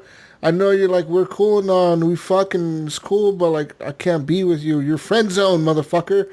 And I went with the other girl, and then I went with the hot redhead. Yeah. So it says 70 hours is considered long, but a speed run is 25 hours. Yeah, like the main story is not, like if you just stick to the main campaign, it's not that hard to like beat the campaign. It's the fact that like as you're going to like the next mission, some little old lady in a fucking shack somewhere is asking you to like help me find my pan, my frying pan. That's it, her frying pan, right? I need help with my frying pan. I wonder like how many side quests Henry Cavill is going to go in. Potentially 200 hours of gameplay. Yeah. That's about right, because I know that Blood and Wine's like 30 hours. Help me find this fish that I want to fish in this river. You guys help me find my chest that I lost in this fucking... On the way here, I lost a wagon that crashed and it blew up. I need you to go find that wagon because there's something in that wagon I want you to find. The game is full of that shit, dude. Where it's like just random dumb shit you gotta go do. I hate fetch quests. Go find this town and get rid of the witches in the town because the witch something. And then, remember the botchling baby, Gunny? The botchling baby? Oh, yeah. That was pretty creepy. You gotta remember the botchling baby. Botchling baby with the Red Baron. He kills his baby and then he tries to bring it back to life, but it's like a little zombie baby and you gotta fucking like, I gotta have you kill your own son. And the Red Baron's like, I don't want to kill him, but you have to. Geralt's all like a dick. I love Geralt. I love Geralt. That's another choice where you can have him pick it up, and he picks it up. Yeah. And then it wants to bite him, and he drops it, and he's like, I'm out of here, you go fight it. Look at little zombie baby, dude. Legit a zombie baby. Pretty much. It's fucking cool, man. And the cool thing about it is, like, The Witcher, like, the dude, The Witcher, Geralt, he's, like, all cool about it. He's like, yeah, like, I've seen this 100 times, dude. Like, this is normal to me. What are you doing freaking out? Pick up the fucking dead baby. We're gonna hurt you. We're gonna sacrifice him. Aggressive towards it. Yeah, we're gonna sacrifice it. It's okay. Just pick him up. I need to do this fucking spell right now. See, I would play 100 hours of this game rather than like Assassin's Creed Odyssey. Yeah, fuck Assassin's Creed, Gunny. Assassin's Creed is good. They're both good. Fuck you and your Assassin's Creed. I thought you were way ahead of me, Gunny. You're over here lying to everyone, making it sound like I'm behind you and you're barely at the fucking beginning of the game. I'm still like in the 3rd section. Yeah. Oh, guys, I finally got into the splash screen. It told but me it looked good. It told me that I was playing Assassin's Creed Odyssey. We talked about this 6 months ago. Let's go on here to Fortnite. Apparently in Fortnite there was in Season 8, I guess there was a big event that happened this week. That was a motherfucking Power Rangers battle. Megazord. Yeah. And then there was like a Power Rangers battle with Megazord and monsters, and people fell into like a new map, and there was a big lasers and swords and fighting, and I don't really care to talk about it because I don't know what the fuck I'm reading. Anyways, moving on to more news. More news. Valve may be working on a new game, codenamed Citadel. Yeah. What a surprise. Yeah, well, they announced a while back, actually, that they're making three VR games, like actual, like, I don't know if you want to call them AAA, but like 3 legitimate VR games made by Valve. So we all know they're making games, so everybody said that. And this doesn't say what it's going to be for, if it's going to be VR or not, but they just say they're working on a game. So we're working on something. Okay. Yeah, it says they appear to be a level of still unannounced Half-Life VR project. Half-Life 3 confirmed. Not. But McVicker said it eventually became apparent that it's an entirely separate Source 2 project, which it might actually be anybody's guess. But it has a lot of things related to stealth. Oh my. This is AI pathfinding and a top view minimap. And according to McVicker, it's definitely not the flagship VR game Valve teased earlier this year. I'm still hyped. I'm still waiting for No Man's Sky to release their fucking VR patch. Where the fuck is it? Hello Games. Yeah, wasn't it supposed to be this summer? Supposed to be this summer. We're already July 20th. What the fuck? Where is my patch? They got their thank you billboard. We gave them a billboard, and then what did they give us? The fuck, guys? I'm fucking mad, motherfucker, you. Tell them you're going to go burn their billboard down. Okay, usually they're pretty good about, they release patches on July 29th. Usually. They're like late July is their usual patch release date, but I don't think this year they're going to hit that. I think they're going to go into August. Some motherfuckers. It's good so Gunny can get his PSVR. Oh, so yes. He can play with us. Huh. Okay. The longer the delay, the better. That way I can keep up with you guys this holiday. Guys, in other news, we got Uplay, a list of Uplay Plus games for $15 a month or €15 a month. It's going to give the users earliest available access to new Ubisoft games and access to more than 100 that are already out. This is the lineup. Alright, guys? So sure. More than 40 of the games on the service are going to be the premium editions of the games. Okay, so like for example, Rainbow Six Siege is going to have all the DLC. It's going to be like the game of the, like, because you know how Rainbow Six Siege has like 5 different editions? It has like one for like every new season or whatever. So like apparently if you just sign up to this, you're going to have like all the characters unlocked for Rainbow Six Siege that you get to unlock when you pay for like the Ultimate Editions. Same thing for like Assassin's Creed. You're going to have like the Ultimate Editions of those games. For like, so all the DLCs will be included. So they got all the Anno games, all the Assassin's Creed games, all the Far Cry games, except for Far Cry Original. They do not have the original Far Cry on this list. They will have For Honor, I Am Alive, Might and Magic, like all the Might and Magic games, all of them. Prince of Persia, Rayman games, Silent Hunter, South Park games, The Settlers 1 through 7, which I don't know what the fuck that is. You may know, Mayo. No, actually I don't. Old PC games. Then there's Tom Clancy's N-War, Ghost Recon Future Soldier, Ghost Recon Wildlands, Ghost Recon Breakpoint Gold Edition, Tom Clancy's Rainbow Six Standard Edition, Rainbow Six 3 Gold Edition, Rainbow Six Lockdown, Rainbow Six Siege Ultimate Year 4 Edition. Tom Clancy's, all the Tom Clancy's pretty much. Rainbow Six Vegas. The new Quarantine game coming out next year is going to be on this. All the Splinter Cells are on this fucking list. Transference, that one game by Ubisoft, is on here. Trackmania Turbos, Trials Fusion, Uno, Valiant Hearts, Watch Dogs 1, 2, and the new one coming out next year, and Zombie! More games! Woo! More games! Zombie. Woo! Zombie U? Oh, are you buying this, Jesus? This is called... Well, the game is originally called Zombie Gunny. The reason they call it Zombie U is because it was on the Wii U. Oh, that's right. I remember that was exclusive at that time. But you can now buy it like on the Xbox and shit for like $5. Yeah, I think I picked it up. It was actually not that bad for the Wii U. Like it was a free. It was pretty good. Games with Gold. Yeah, it was actually free games with Gold on the Xbox. I mean, this list doesn't excite me, guys. I don't know about you, but I mean, are you excited to play any? I mean, Assassin's Creed, I played all of them. Literally had all of them. I can't believe there's 16 of them in there. Did you play like the Indonesia one and the China one? Like I have those. I know I have those. I played, I think, the Russia one. I just didn't really like the side. I never played any of those, believe it or not.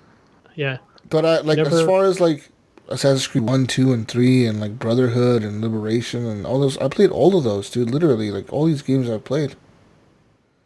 Yeah, the question is will it be worth it with the next Ghost Recon coming out? Do I buy it to pay the $15? That's the thing, right? Like, do I pay $15 a month to get the next Ghost Recon, which comes out this year, and then do I keep my subscription to keep playing Ghost Recon Online all the way until Watch Dogs comes out?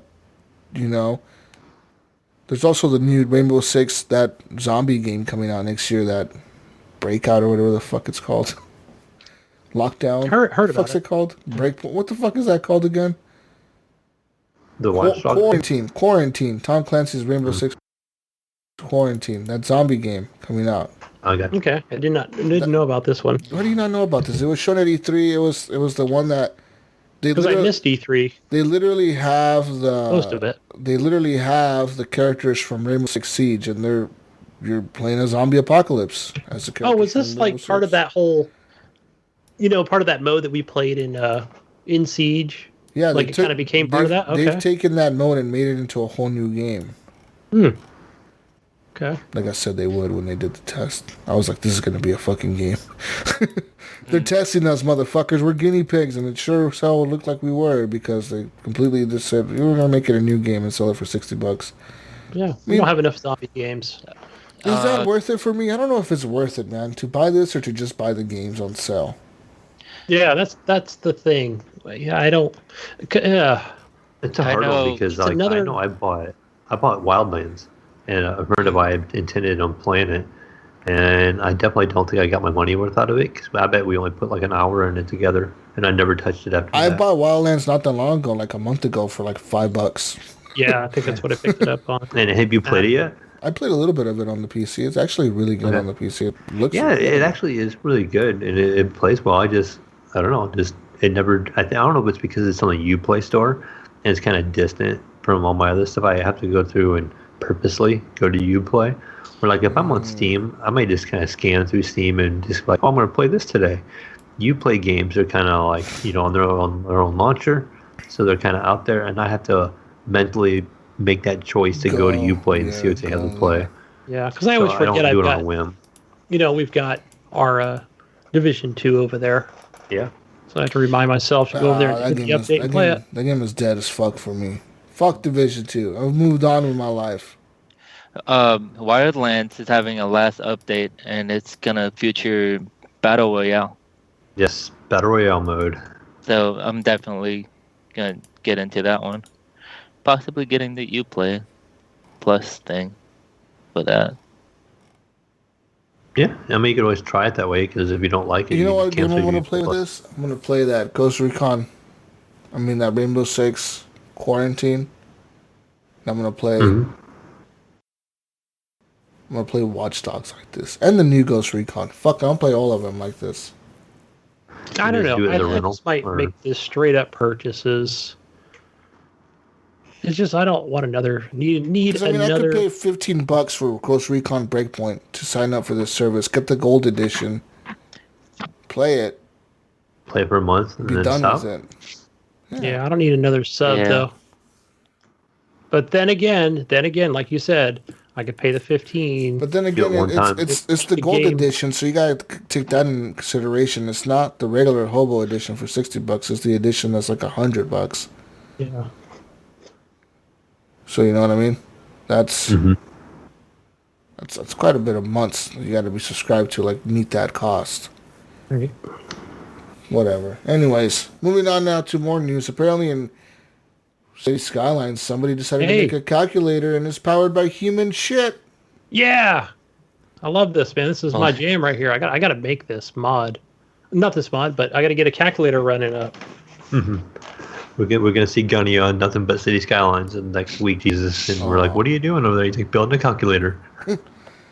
It says here, guys, the kind of virtual computer engineering is typically reserved for Minecraft, which has useful tools like Redstone, created specifically for creating the binary logic at the heart of a computer. But a guy named Bali has cleverly created a similar system in City Skylines. One of that uses a whole lot of coal power plants, wind turbines, and yes, poop. It was talking about here. I was reading the article, and it talked about how it takes him like literally 20 minutes for each grid, and there's like 1,000 grids or something. So it's taken him a couple of years to get this up and running. Yeah, dedication. It does basic math. It does it in binary though. What does that mean? What does that mean? Because some of this is like that's like that fucking coding, like the numbers like 1101111000111. Digital. That bullshit. Yep, digital code. Yep. So like it says here that it showed like the video that's on this thing. It showed it like adding the number 9 with number 14 in binary, and after a long time. Because, you know, like, the shit has to get moving, and the wind turbines have to get moving. It came up to the right answer, which was 23. Which is pretty crazy how this dude came up with this. See, man, this is why, like... this right here, this is why I think people can definitely get into Area 51 sometimes. Because motherfuckers think like this outside the box. Yep. Yeah. You know what I mean? Who would have thought about this? Like, what kind of person do you have to be to sit there and think, I could make this to a calculator? Not just any calculator, a calculator that does everything in binary, and I'm going to power it with the shit in this game. Right. And then I'm gonna make grids, and I'm gonna power turbines and all this shit. It's going to work. It's going to work. It's like got it to work. It's like Rick and Morty type shit. You know, it's like something Rick would come up with in Rick and Morty. You know what I mean? That's exactly what this is. Like, only a fucking genius could come up with something so fucking crazy and fucking nuts like this. That is crazy. I mean, I've never thought of something like this while I'm playing a video game. Have you guys ever thought of something like that while you're playing a game? No. No, you know, I don't play much Minecraft. Skyline, so maybe Gunny has. I don't know. He plays a lot. Well, not with. I mean, this is a city builder, right? And you. Yeah. But here's the thing, also, where it's like, okay, if I'm going to put down wind turbines, and put the, like the water plants and, stuff like that, where I don't think about. It only shows like the amount of power that's going to them. Yeah. But that's a crazy. I mean, obviously he's figured out something. Yeah. I mean, other uses for it. It's I find insane. it funny in the one picture it says he turns the map into a giant circuit board. He literally, like, if you just go to the pictures, it's laid out like a circuit laid board. out like a circuit board, yeah, because he figured pretty it out. much. I'm like, how did he do that? It's amazing. He said it took 20 minutes to do each little square. Wow. In real life. It took him 20 minutes to... And you gotta think about it, like, he's laying the squares down, right? He's terraforming the squares. And on top of that, he's laying down the grid for the poop sewer grid and shit and all that. Fucking crazy. That's pretty impressive. Pretty impressive, damn right, Nypron. Stay in school. Stay in school, Nypron. Stay in school. What are we doing with ourselves? We're just over here playing the games. I'm just over here doing I'm just doing a stupid podcast, and this guy's over here creating. I'm over here downloading spaceships. the mod that he has. This guy's over here creating the next rocket for fucking NASA, and Figuring out how to power shit for He should be playing Kerbal Space Program. He probably has already gotten ships to the moon and back in real life. NASA probably called him. Figure out how to fucking get us to the fucking planet Venus and shit. You know what I mean? Oh, I can get you guys there. No big deal. You know, Kerbal Space Program. Let me get Kerbal Space Program out and show you the way. Yeah, totally. This is the type of shit, you know. I'm over here doing a podcast. Fuck. God.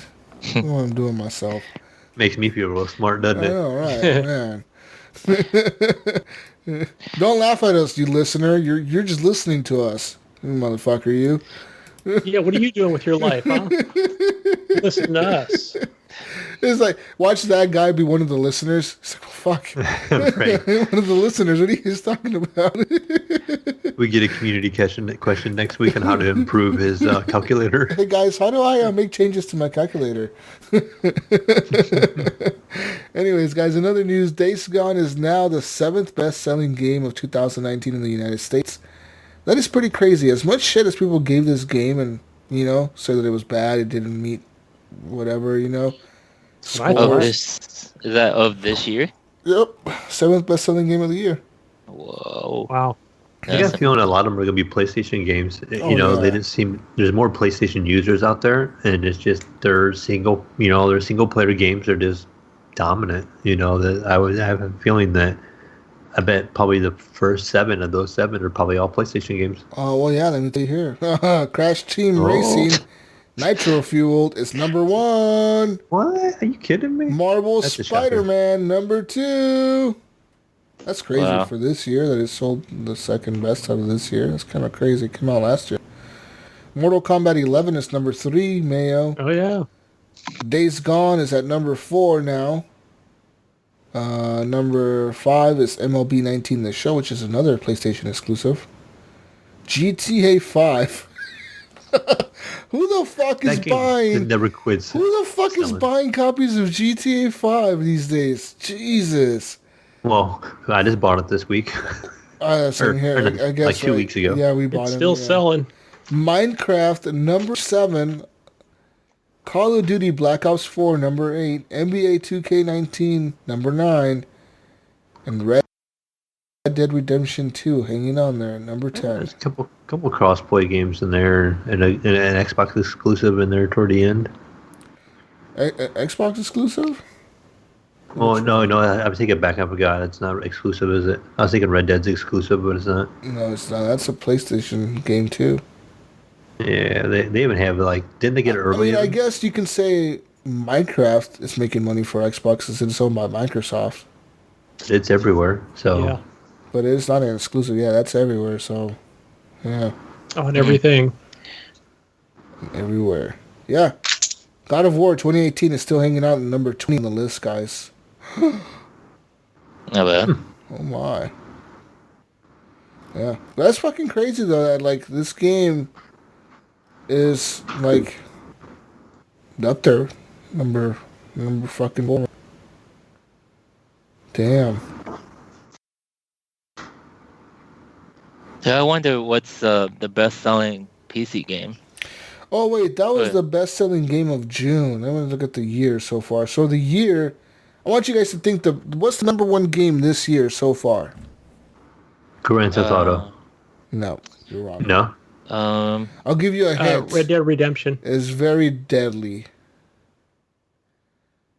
Resident Evil. No, there's lots of fatal things that go on in this game. Mortal Kombat 11. Yeah, woo! Fatality, Gunny. Number 1, Mortal Kombat. Number 2, guys. What do you think is number 2? Then Resident Evil. Something with... I'll give you a hint. Cartoons. Cuphead? No. Borderlands? Naruto. How are you guys not getting this? Oh my god. No. Cartoons? Cartoons. It's not Cuphead, is it? Nope. No. Think cartoons, guys. Oh my god, you guys. Are you serious? What was the biggest game this January? I remember we talked about this. Dragon Ball Z. Nope. Damn. Did it come out like January 1st? January 20 something. I'll give you another hint. You guys getting a lot of hints here. What the fuck? One more. Give us another hint. Because you have the list. Give us another hint. King. Kingdom Hearts. Yeah. What the fuck? Nypron, it took you like 50 minutes to guess that. It's just cartoons. It's more than just cartoons. It's cartoons, motherfucker. You. The Disney cartoons. All right. Let's see. Number 3. If you guys do not fucking get this, I'm pissed. Think. Government. Division. Yeah. Woo, Division. And number 4 is also the biggest flop of the year. Number 4. Destiny 2. No, it's the EA one. Of the year? The EA Anthem? He's on the right. Yeah, Anthem. Yeah. No way. Anthem is number 4 on the best-selling games of 2019. It's a flop. That's not right. It's a big flop. That just means there's a lot of pissed off people right now. Oh, yeah. That means a lot of people are mad at EA. We got Resident Evil 5 at 2019. Smash Bros. Ultimate at number 6. Days Gone number 7. Red Dead Redemption 2 is the number 8 for best-selling game of the year. MLB 19 The Show, and then Call of Duty Black Ops is still up there, number 10 for best-selling game of this year so far. That is fucking cool, man.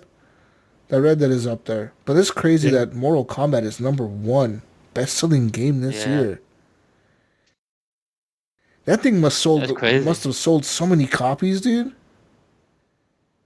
Think about it. If it beat Kingdom Hearts 3 and The Division and Anthem, like those games were super hyped compared to Mortal Kombat. Mortal Kombat didn't really have that much marketing.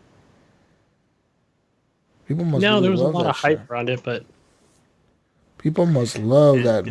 It kind of disappeared quick too. I remember the hype when it first came out. People were streaming it and they were talking about it, and then it just kind of disappeared. Like I haven't heard much people talk about it anymore. You know what I mean? Right, because it's all about how many copies they can sell in the first week. Definitely, it's where it's going to be on the charts. All right, guys. I got one more news here. Western Digital has released a new 1 terabyte gaming drive accelerated SSD for the Xbox One, Mayo. Ooh, for the Xbox One? Nice. For the Xbox One. It says here, for people that need more more storage for the digital games computer base, found Western Digital's aptly named Gaming Drive Accelerated. That's what it's called, Gaming Drive Accelerated, for the Xbox One. It says here it's compatible with the Xbox One S and Xbox One X alike. Blah, blah, blah. It can accommodate up to 25 games on the 1 terabyte. It relies on 3.0 connections. It says here Western Digital claimed that based on its 400 megabyte per second read speed and internal testing, the Gaming Drive Accelerator could offer up to 50% faster load times. Oh. Ooh.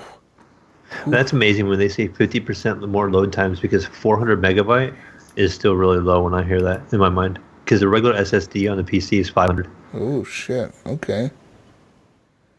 So I wonder how fast the actual Xbox and PlayStation SSDs are. Because I do notice, like, when I fire mine up occasionally, slow. Well, they're not load times.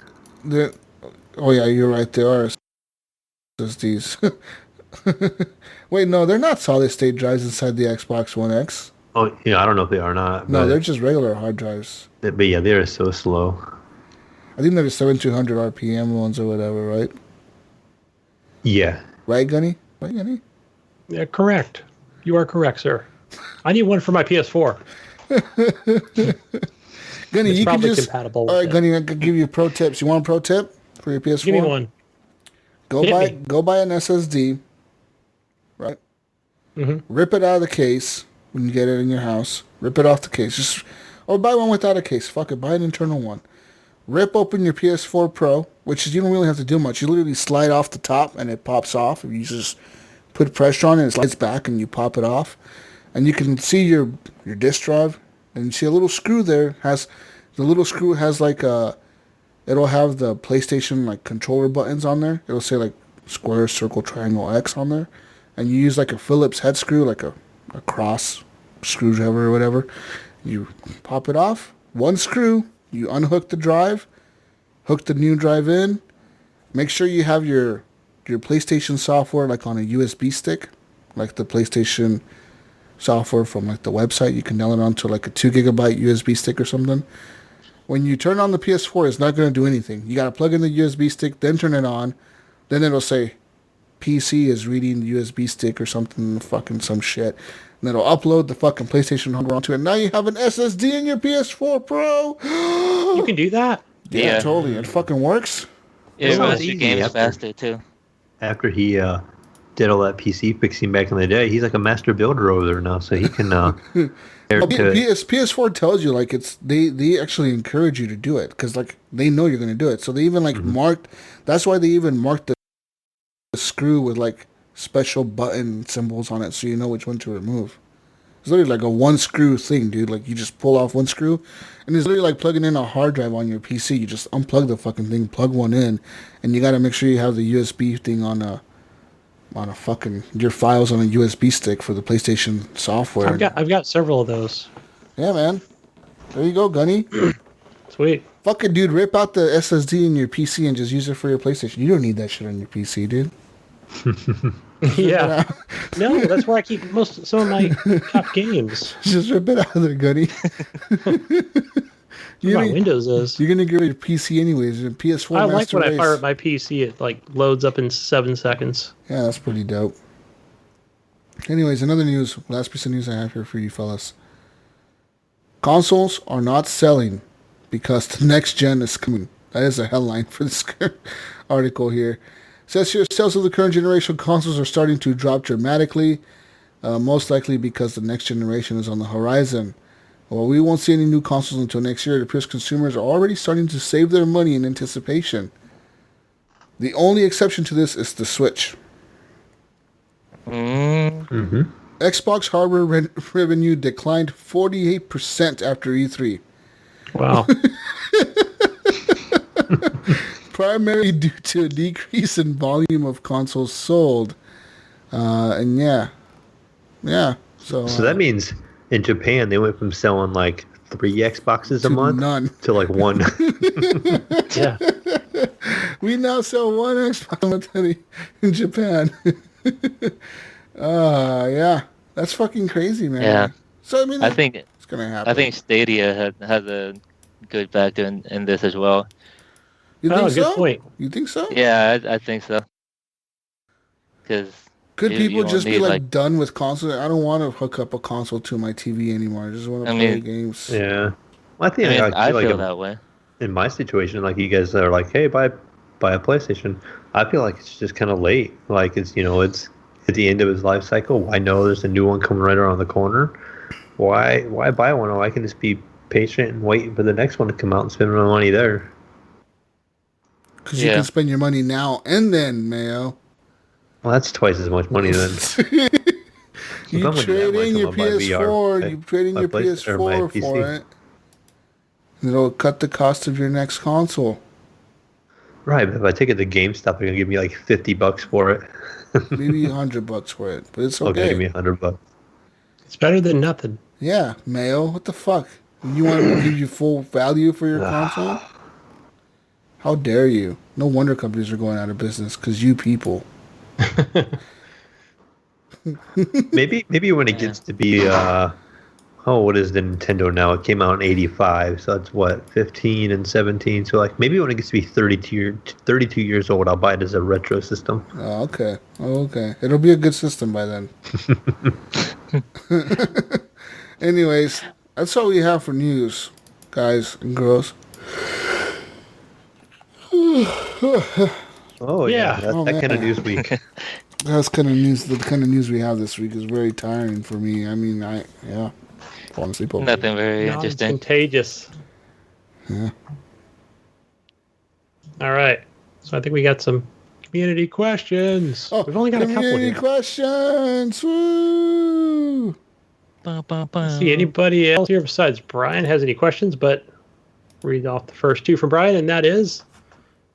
He asks, Am I crazy to drive 3 hours to scout a Pee-wee football team we could face next week for championships? No, I think it's a good strategy. I would say no, unless he's not coaching. If he's not coaching and he's just a spectator, then yeah. Like some random dude just showing up. I just want to see what my kid's up against. If he's not coaching. But if he's coaching, I say no. He's a mole. He's just gonna go scope it out. What a cheater, dude. You know what? I'm gonna call his like little league or whatever his fucking commissioner, and I'll be like, this guy's fucking cheating, dude. Here's a screenshot of Brian. This is Brian fucking cheating, and I'm gonna show him a picture of like Brian hiding behind a bush with the fucking camera recording the other team's fucking plays. Hey, no, that's not cheating, because that's what NFL does, is they watch videos of other teams. That's true, but you're not supposed to go to their fucking practice and watch him and record them. Right? Isn't that what they do in the Super Bowl? Is 2 weeks before the game, they just that, watch yes. nothing but... Yes, but you are only, technically the rules state that you're only supposed to watch, like, whatever was filmed when, like the broadcast. Whatever was broadcast on the game, that's what you can watch. Okay. Not like, you cannot go to, like, their fucking practice and, like, film them practicing for the Super Bowl and watch that. You can't do that. It's illegal, Gunny. That's what the Patriots did a few years ago. Fucking cheaters, motherfuckers. Cheating ass Patriots. Fuck the Patriots. Go Cowboys. Go Cowboys. Yeah, America's team, motherfuckers. Yeah. Boston in general, they just seem to win all sorts of titles over there, whether it be hockey, football, basketball. Cheaters over there, that's why. They're always winning titles. Yeah, it sounds like it. Bunch of fucking cheaters living. I don't like Boston people. Boston people with their accents. Oh, Boston? Well, fucking Boston. Hey, get... Fuck you, Boston. You fucking... I think we need some Boston people for our Area 51 raid. Fucking Boston. I think we need Brian, too, because he's willing to go out and go out there and scout out Pee Wee football teams. So maybe he can go out and scout Area 51 with us, too. I need you to get out there, Brian. 3 days before, Brian. Give us the best place for viewership. Where are the fences? Where are the fences the weakest? Anyways, he can scout us a spot so we can actually just get like the HGP community can get together and we can be like on a hill and we can just watch the Area 51 group go into Area 51. So we can be like just an observing team instead of being taking part of it. Yeah. Fuck yeah. You know there has to be out there somewhere that's really cool to watch this whole thing go down. It's probably like one of those like those bunkers where they used to watch the nuclear explosions go off. You know they have those out there, those bunkers where because they used to drop nukes in Nevada. That's the whole reason that facility is there. They used to use it for nukes and shit to test them. So I'm assuming there's some bunkers out there that are probably undisclosed or like decommissioned or whatever. It's out there. You could just go and hang out in them and watch this whole Area 51 thing go down with like a bunch of fucking binoculars and shit. We need some folding chairs. That's the other thing I'll add to the list. Yeah. Yeah, man, it's kind of crazy. I was I read something about like how in Vegas back in the day when they were doing those atomic bomb drops or whatever, they're testing them. Apparently, you can see them from Vegas from like a distance. You can see them from Vegas. So these casinos would have like cocktail parties where they would like have a bunch of people show up to their casino and go up to the top floor. And from the top floor, you got a viewing party and everyone gets to drink alcohol and watch the nukes go off from Vegas. Woo! It just like surprised me the casino would monetize that. You know? It sounds like a fucking smart move by a casino. Come watch the nukes go off. Even though it's not healthy to watch those directly. Who cares? Just watch it. And then go pay us outside $50 to get to our roof and then buy a whole bunch of alcohol. Oh yeah, and sign this waiver that we are not liable if you fall off. Oh shit! But yeah, they used to do that back in the day. It's fucking crazy. It's crazy shit. Anyways. Yeah. Hey, Brian has another question for you guys, us. Do you have a dad voice that your kids know you mean business? Oh, definitely, yeah. Fuck yeah, dude. I get serious with my kid. Yeah. My kid knows when I get serious, when I get my voice gets deep, I tell her, don't repeat myself. Oh, yeah. Yeah. Like God of War. Boy. Yeah, boy. Even though I have a daughter. Girl. Boy. Girl. Doing that. You know who has a pretty fucking deep voice? Mufasa, motherfucker. I didn't realize Mufasa in The Lion King had a deep voice until like I watched the movie. I'm like, that dude has a deep fucking ass voice. Like, holy shit. That voice is Makes deep. it round rumble. Yeah, he's a fucking lion, motherfucker. He's a big lion. Yeah, but I don't think I use my dad voice for my son. I think because my wife likes to yell a lot, so she's already the. She just yells at him. Don't let her hear you. So you're the nice cop? I am the nice cop because I'm over there like. You're the one that yeah, go ahead, do whatever, ask your mom. Go ahead, hey. You know, I always just tell him, watch out for mom, because she'll come in with her mom voice. I'm the nice cop too, but there can be times where I'm a little more serious, and they're like, all right, you know, something needs to be said or something. The Mayo's upset. Oh fuck. Yes. Dude, when you made the nice mellow cop mad, then look you out. really fucked up. Yeah. Oh shit. All right. Shirt Pockets over in the Discord has a question. He has one specifically for me, but Jesus, you can answer this one as well. And Nypron, why does my PS4 sound like a damn fighter jet is taking off in my room? I know I've had it get loud, but not like a jet loud. I would take it apart. I told Gunny how to take his apart. I think it's legit on the PS4 Pro. You just slide off the top or the bottom. I know there's something that it's a slide off thing. It's not like a screw thing like on the original PS4. This thing you actually just slide something off. But I would do that and I would clean it out. Clean out the dust in the fan. Yeah, I was going to say that. If they don't come that way, if they don't sound that way when they're brand new, it's probably just like a small fan and it's getting the dust and it's just making noise. Yeah. You know, like you could probably clean it out. Or I was going to say at first maybe they have a small fan in there, and a smaller fan will actually make a lot more noise than like a larger fan will. This thing is pretty big, a lot and the faster. PS4 is like so then it's a pretty big fan. It's probably just dirty then. It's probably collecting a lot of dust. I wonder if it's a certain game. Like for mine, it was Metro Exodus. Oh yeah, no, like certain my games will Xbox do X it would too. sound like a fighter jet. Yeah, a newer game is gonna make it run hot. You know, it's gonna push the PlayStation a lot more than an older game, and so it's gonna run the fan on full speed to cool it as much as possible too. VR. I wonder if VR does it. Cause I can't really hear it. Yeah, fucking headphones in, but. Well, it runs through the processor unit. Oh, So you're right, all that power could go through there. Yeah, but I don't know. Clean your shit, Gunny Chief. Yeah. Yeah. Hey, so let's see. I don't know I guess we didn't get Vetterholic's our question from Discord. Last week, yeah. He says, I buy a lot of physical copies of single-player games so I can trade them in when I have completed them. Do you think when it becomes all digital, we will be able to trade in digital copies? I do not think so. I've actually heard rumblings of this while in the PC world before. There's an actual company that was trying to make a site where you can trade kind of like the rights to the game around. But it kind of died out. I never heard any more about it after that. It's been about 2 years ago. It sounds too complicated. You know what I mean?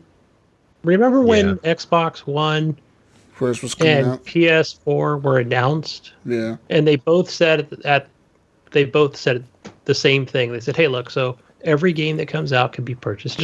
So that question came up a lot. No, it did, and I think that was the original way that Xbox was going to do it, Gunny, was that yes, you can trade your digital license to another person. So like, if I bought like, whatever, name a game, fucking Battlefield 4 or whatever on my Xbox, and say I got tired of playing it, I could transfer the license to you, and you could pay me $5 for it if you wanted to or whatever. If we agreed to something, I could just transfer the license to you. You know what I mean? And that's how it's going to work. But they scrapped all that, and I wonder if they'll try to bring all that back with the next console. I don't really think they would, because it sounds too complicated to try to do something like that. But maybe they got it figured out already. Like they know what they're gonna do, so they're like, "Fuck it, we're just gonna do it this time around." Yeah. So well, the one thing they really need to improve on, and I can't speak for Sony, but for Xbox, they really need to work on how they handle returns. What do you mean? Like for example, like if I bought the next Battlefield game, and I did play it within the 4-hour period time, that I could return it to the store, no questions asked. I'm talking about both companies go right to the store, need to return. do that. Yeah, I say Xbox and PlayStation both need to do that, man. Because as far as Xbox goes, they said they do it, and then all of a sudden they don't do it. You know what I mean? Yeah, like I don't want to be okay, in order for this to happen, I don't care if you played it for 1 hour, you need to go to the website with a browser, use a browser. Chat or call us. No. Call us on the phone. Call us on the phone. Fuck that. No, can I just go to the store and hit return? You know what? You know who does it perfectly right? Steam, dude. I'm always buying shit. I'm always buying shit on Steam, dude. I've literally returned like fucking 10 games to Steam already because I'll think something looks cool and I'll buy it. And I'm like, this is garbage. And I'll just literally, like even this week, I bought that airport CEO game. So I was like, this looks fucking cool. I want to manage my own airport. Then I started playing. I'm like, no, this is boring. I don't have the time for this. I put return for refund. And the reason was like, why did you want to return it? I put like, because it's fucking boring. Yeah, isn't it cool that there's an option there that says the game is not fun? And you can literally just say it's not fun and you can return it for that reason. It's not fun. Don't make it's boring. Just make the process more easier. And I returned it and literally like, I got an email that said like, hey, we received your refund request. And like 20 minutes later was like, hey, your refund was approved. Like you played the game for like 20 minutes. We understand, whatever. Yeah, there's a 2-hour limit. Yeah, it's a 2-hour limit, man. Like, why not do that on everything on the Xbox and fucking PlayStation? Just a 2-hour limit, and if you don't like it, go to the store, whatever. Go to the store on PlayStation or go to the store on your Xbox and put, fuck it, return this thing. Give me my refund.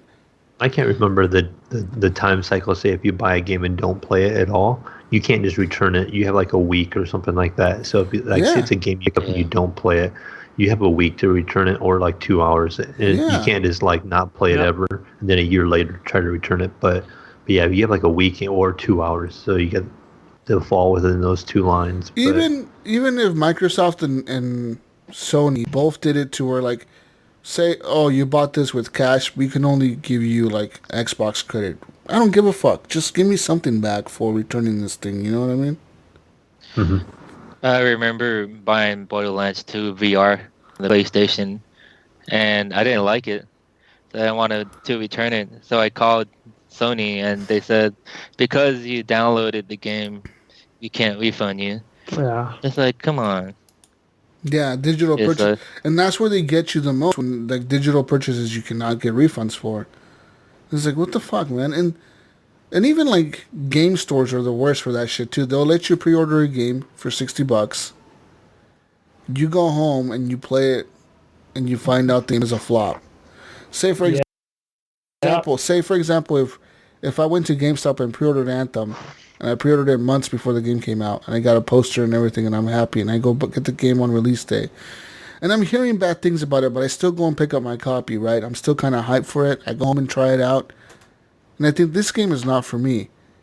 And I go back to that store the next day and I tell them, hey, dude, I want to return this copy. Like, I just didn't like the game. It's just bad. Like, it's kind of shitty that they only give you, like, trading credit. They don't give you, like, full money back. And if you remember that video where this disrespectful person went into a GameStop, and I think it was Fallout 76.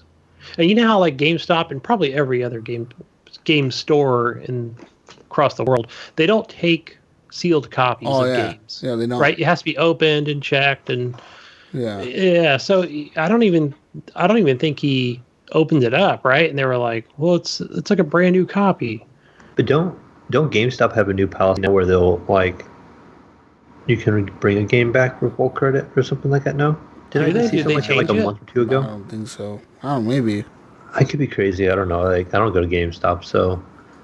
Yeah, as far as I know, you have to like open it in front of them or not sell it back to them, or because they're not going to give you the full credit, like Jesus said. So that dude was mad. He was like, I just bought it like yesterday or the day before, and the game's a flop, and blah blah blah. And they're like, somebody was calling it like a rental policy, like you could practically return the games. Oh yeah, so GameStop will let you return a game for full credit within 48 hours. Oh, okay. Maybe they changed it. They changed it this January. Yeah, going down anyway. it has to be unreturned, and the only thing that's excluded is tablets, which is kind of weird. But what you can return it within 30 days of purchase. It says here that you can return like you're right, Gunny. There's a way you can technically rent games from GameStop, and that is you go buy a used game. Say you go buy a Witcher 3 copy for your PlayStation, and you return it before 7 days goes up. You return it. No, that's right. Remember Matt Bradford? They give you full credit for that back. Yeah. Like, hey, why didn't you like it? I didn't like it. They technically have to give you full credit back, but I think they can track how many returns you do, and eventually they're just gonna cut you off. They're like, "Fuck you, you can't return this." Like, why? You just can't. You know, like they won't do it. So I remember one time I did that. Like, I did that personally one time, like 3 times at GameStop. I think I ended up buying Rage on pre-order. I didn't like it, and I lost money on that because I returned it. And then I bought like a few other games, and I ended up buying like that's when I bought Heavy Rain. I think I bought them all used. And I kept going to GameStop like the fucking 4 days later. I'm like, yo, this game fucking sucks. Why you keep giving me shitty games? Like, stop recommending me shitty games. And the girl was like, you know what? Like, you got to pick one game, and that's all you're going to stick with. Like, I cannot return another game for you. Like, you've been here like 4 times in the last 3 weeks. I'm like, I don't give a fuck. Right. But yeah, it ended up trading out. Like, I ended up getting Heavy Rain at the end or something like that. But yeah. I mean, but that's the best thing about GameStop, right? We all have to agree. Hey, Yeah. it's buy 2 get 1 free on the used stuff, and you might find a gem in there, or you may not. It might just be all duds. Yeah. Speaking of GameStop, I'm not seeing it on the news now, but I read somewhere that like within the last week that an article came up saying that they're going to actually start focusing on retro games. Oh, yes. I posted But that I think article. they've been saying that for over a year now. Well over a year. Well, no, Gunny, Or was it consoles? from what I read in the new article is that their new strategy is going to be that they're gonna actually like completely convert their stores. So they're gonna take a certain amount of their stores that they already have open and like shut them down from GameStops to like a new type of GameStop where they focus on retro games. Like my classic Nintendo I just bought. Yeah. Yes, like Nice. the Mayo's classic Nintendo he just bought. And of course keep that used game market going, because that's good revenue. And you see kids nowadays too, like buying these systems and collecting them because they think it's cool having these old cartridges and stuff too. It's kind of funny as you see us going digital. It's starting to put more of a value for the physical. And it says that this is the reason why GameStop has been taking trade-ins for like retro consoles for the last 3 or 4 years now. It's because they've been trying to save up those consoles and find working ones of all types of consoles, because they want people to be able to go into their stores, sit down and hang out with other gamers and play retro games.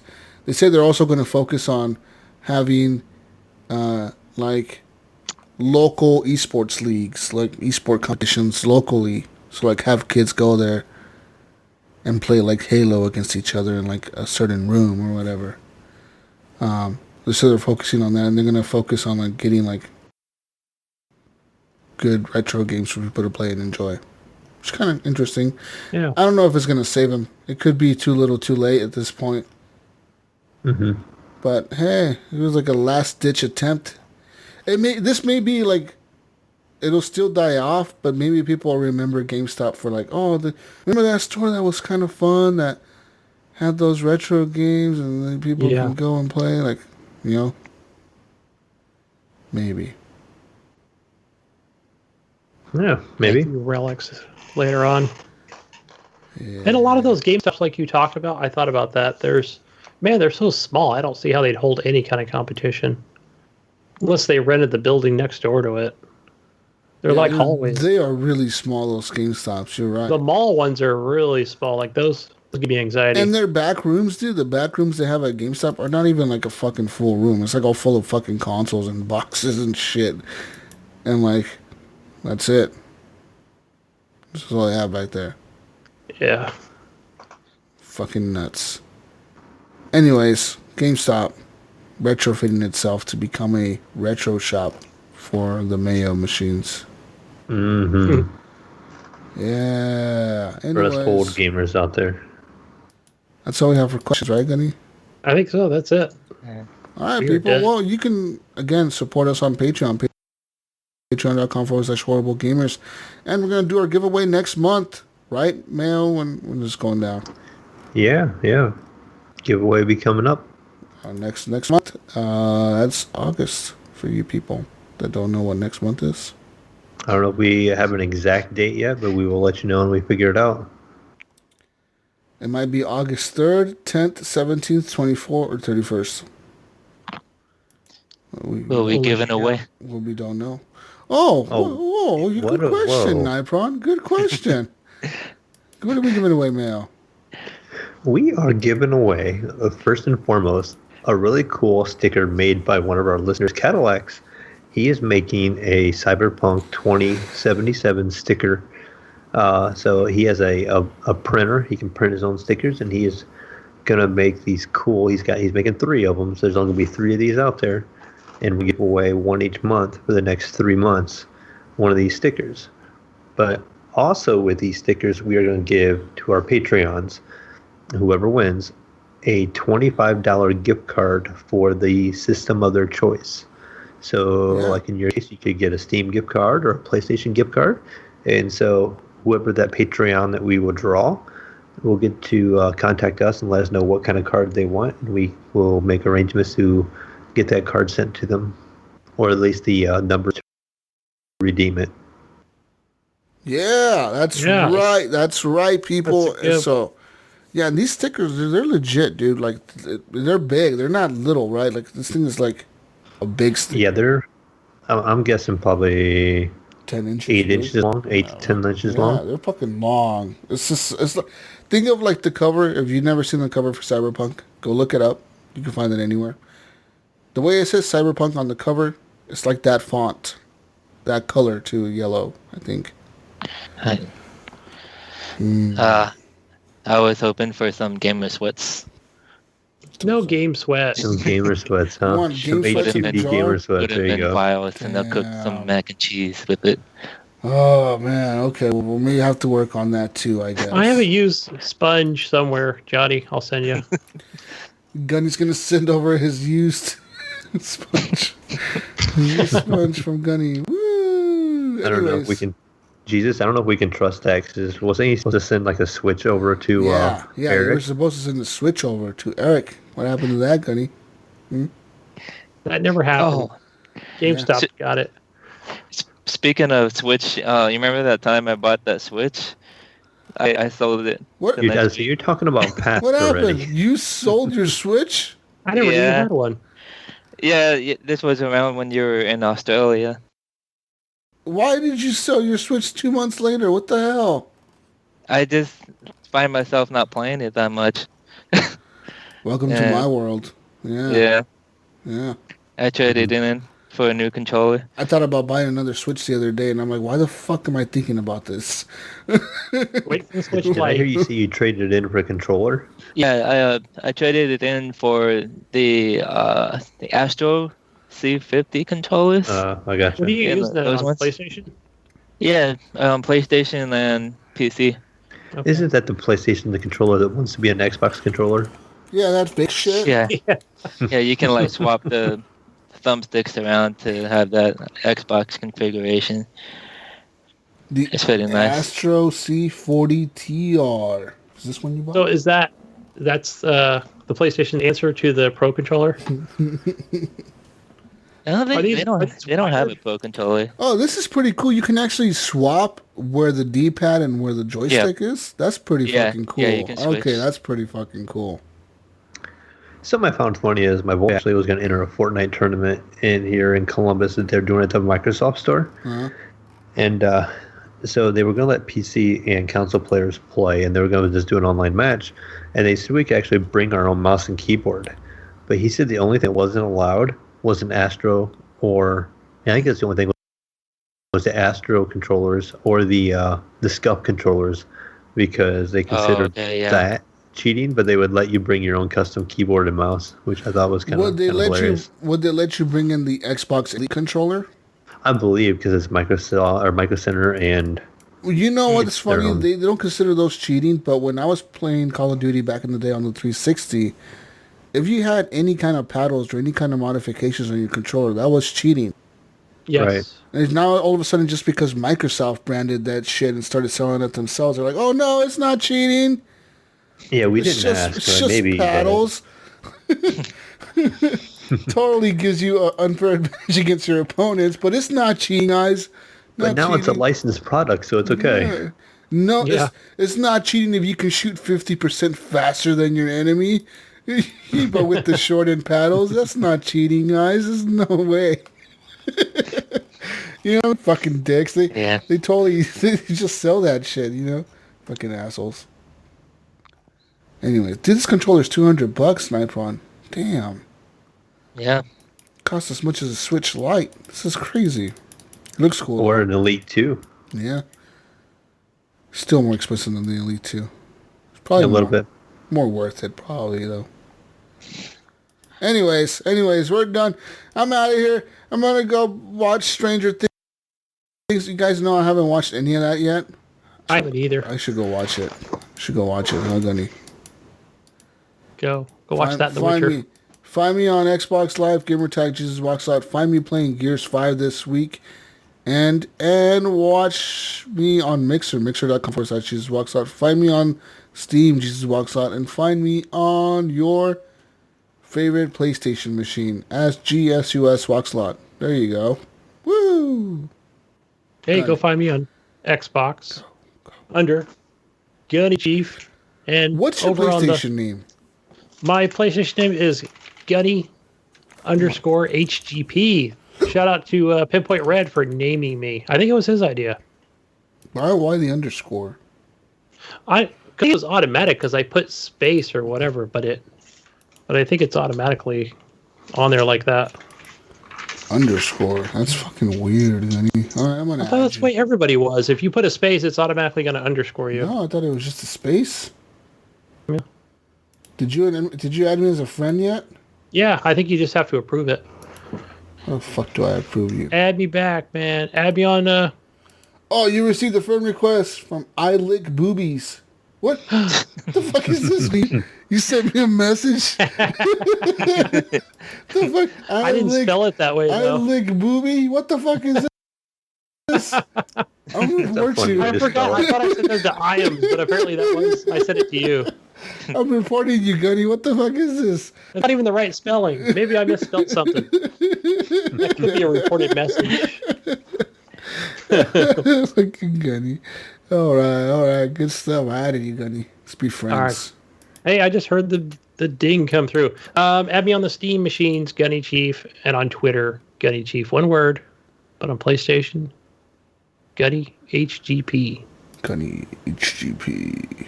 Where do we find you, Johnny? You can find me on multiple platforms and social media as Nypron. Just Nypron, right? One word. I like that. Just Nypron. Yeah. Nypron straight to the point. He don't give a fuck. I'm just Nypron, bitches. Yeah. See how easy it is when you don't have to put a 1 behind your name? Yeah. No. Stupid 1 and underscore Gunny. Come on. The Mayo. All right, guys. And you can you're not on Epic. find me on Steam and Xbox as the Mayo 1 and just on Discord as the Mayo. The Mayo. The Mayo. Oh, I was trying to find you on my friends list. I was like, Gunny, you're not on my friends list, but it shows your real name. I forgot about that. Oh, because I know it's weird how on PlayStation now it's like you revealed your names to each other. Yeah. Yeah. Do you want to reveal your name to this person? It's like, okay, maybe, I don't know. Anyways, Mayo, we're going to find you in those places, Mayo, all right? And you need to, need to get Heavy Rain or something and play. I will maybe buy it on my boy's account on the Epic Store. And just make an account, Mayo. Just make an account. It's not that hard. I will. Yeah, I'm just lazy. It's not. I have to click on that Epic launcher and put create that launcher. account. Put the launcher right there. Put it right above the Steam one. You're going to get Satisfactory. Honest. You're going to be playing all the games on there. It would be kind of fun because typically what happens is when I created my Steam account and my Origin account and my Twitch account, my Discord account, my account. Like, I'm always having to log in because I have a son that creates his own version of every one of those accounts and logs me out. Oh, so yeah. I have to log in all the time. So it actually be kind of fun payback to actually create an Epic account and log him out of his and make him log into mine, considering he plays on Epic like every day. You should. Man, just even make an Epic. You get free games. Look, right now I'm downloading Limbo for free, Mayo, for free. Thanks for reminding me. I need to update my. You don't even have to download them. You just add to your library.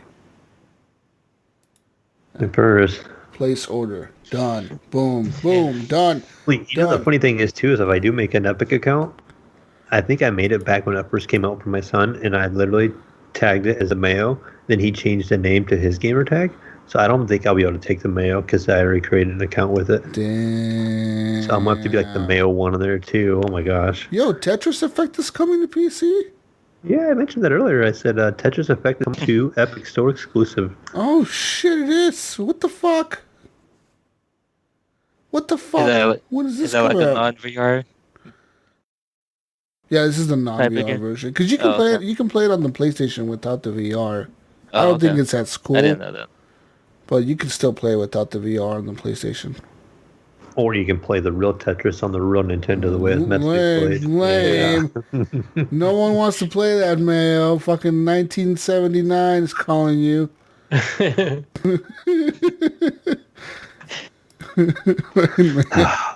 Old motherfucking Mayo. Anyways, people, we're out of here.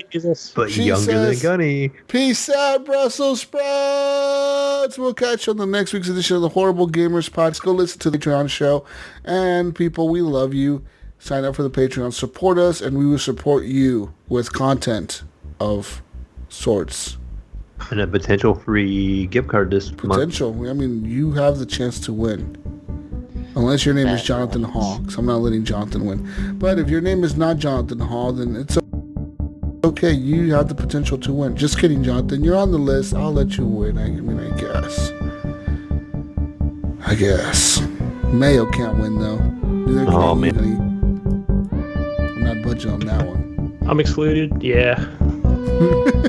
Bye, everyone. Bye. Bye, guys. Thank you for coming on, Nypron. Go to sleep. Don't go to sleep if you're driving, but go to sleep if you're doing something else. We're going to go and do edits and all that good stuff. Bye. See ya.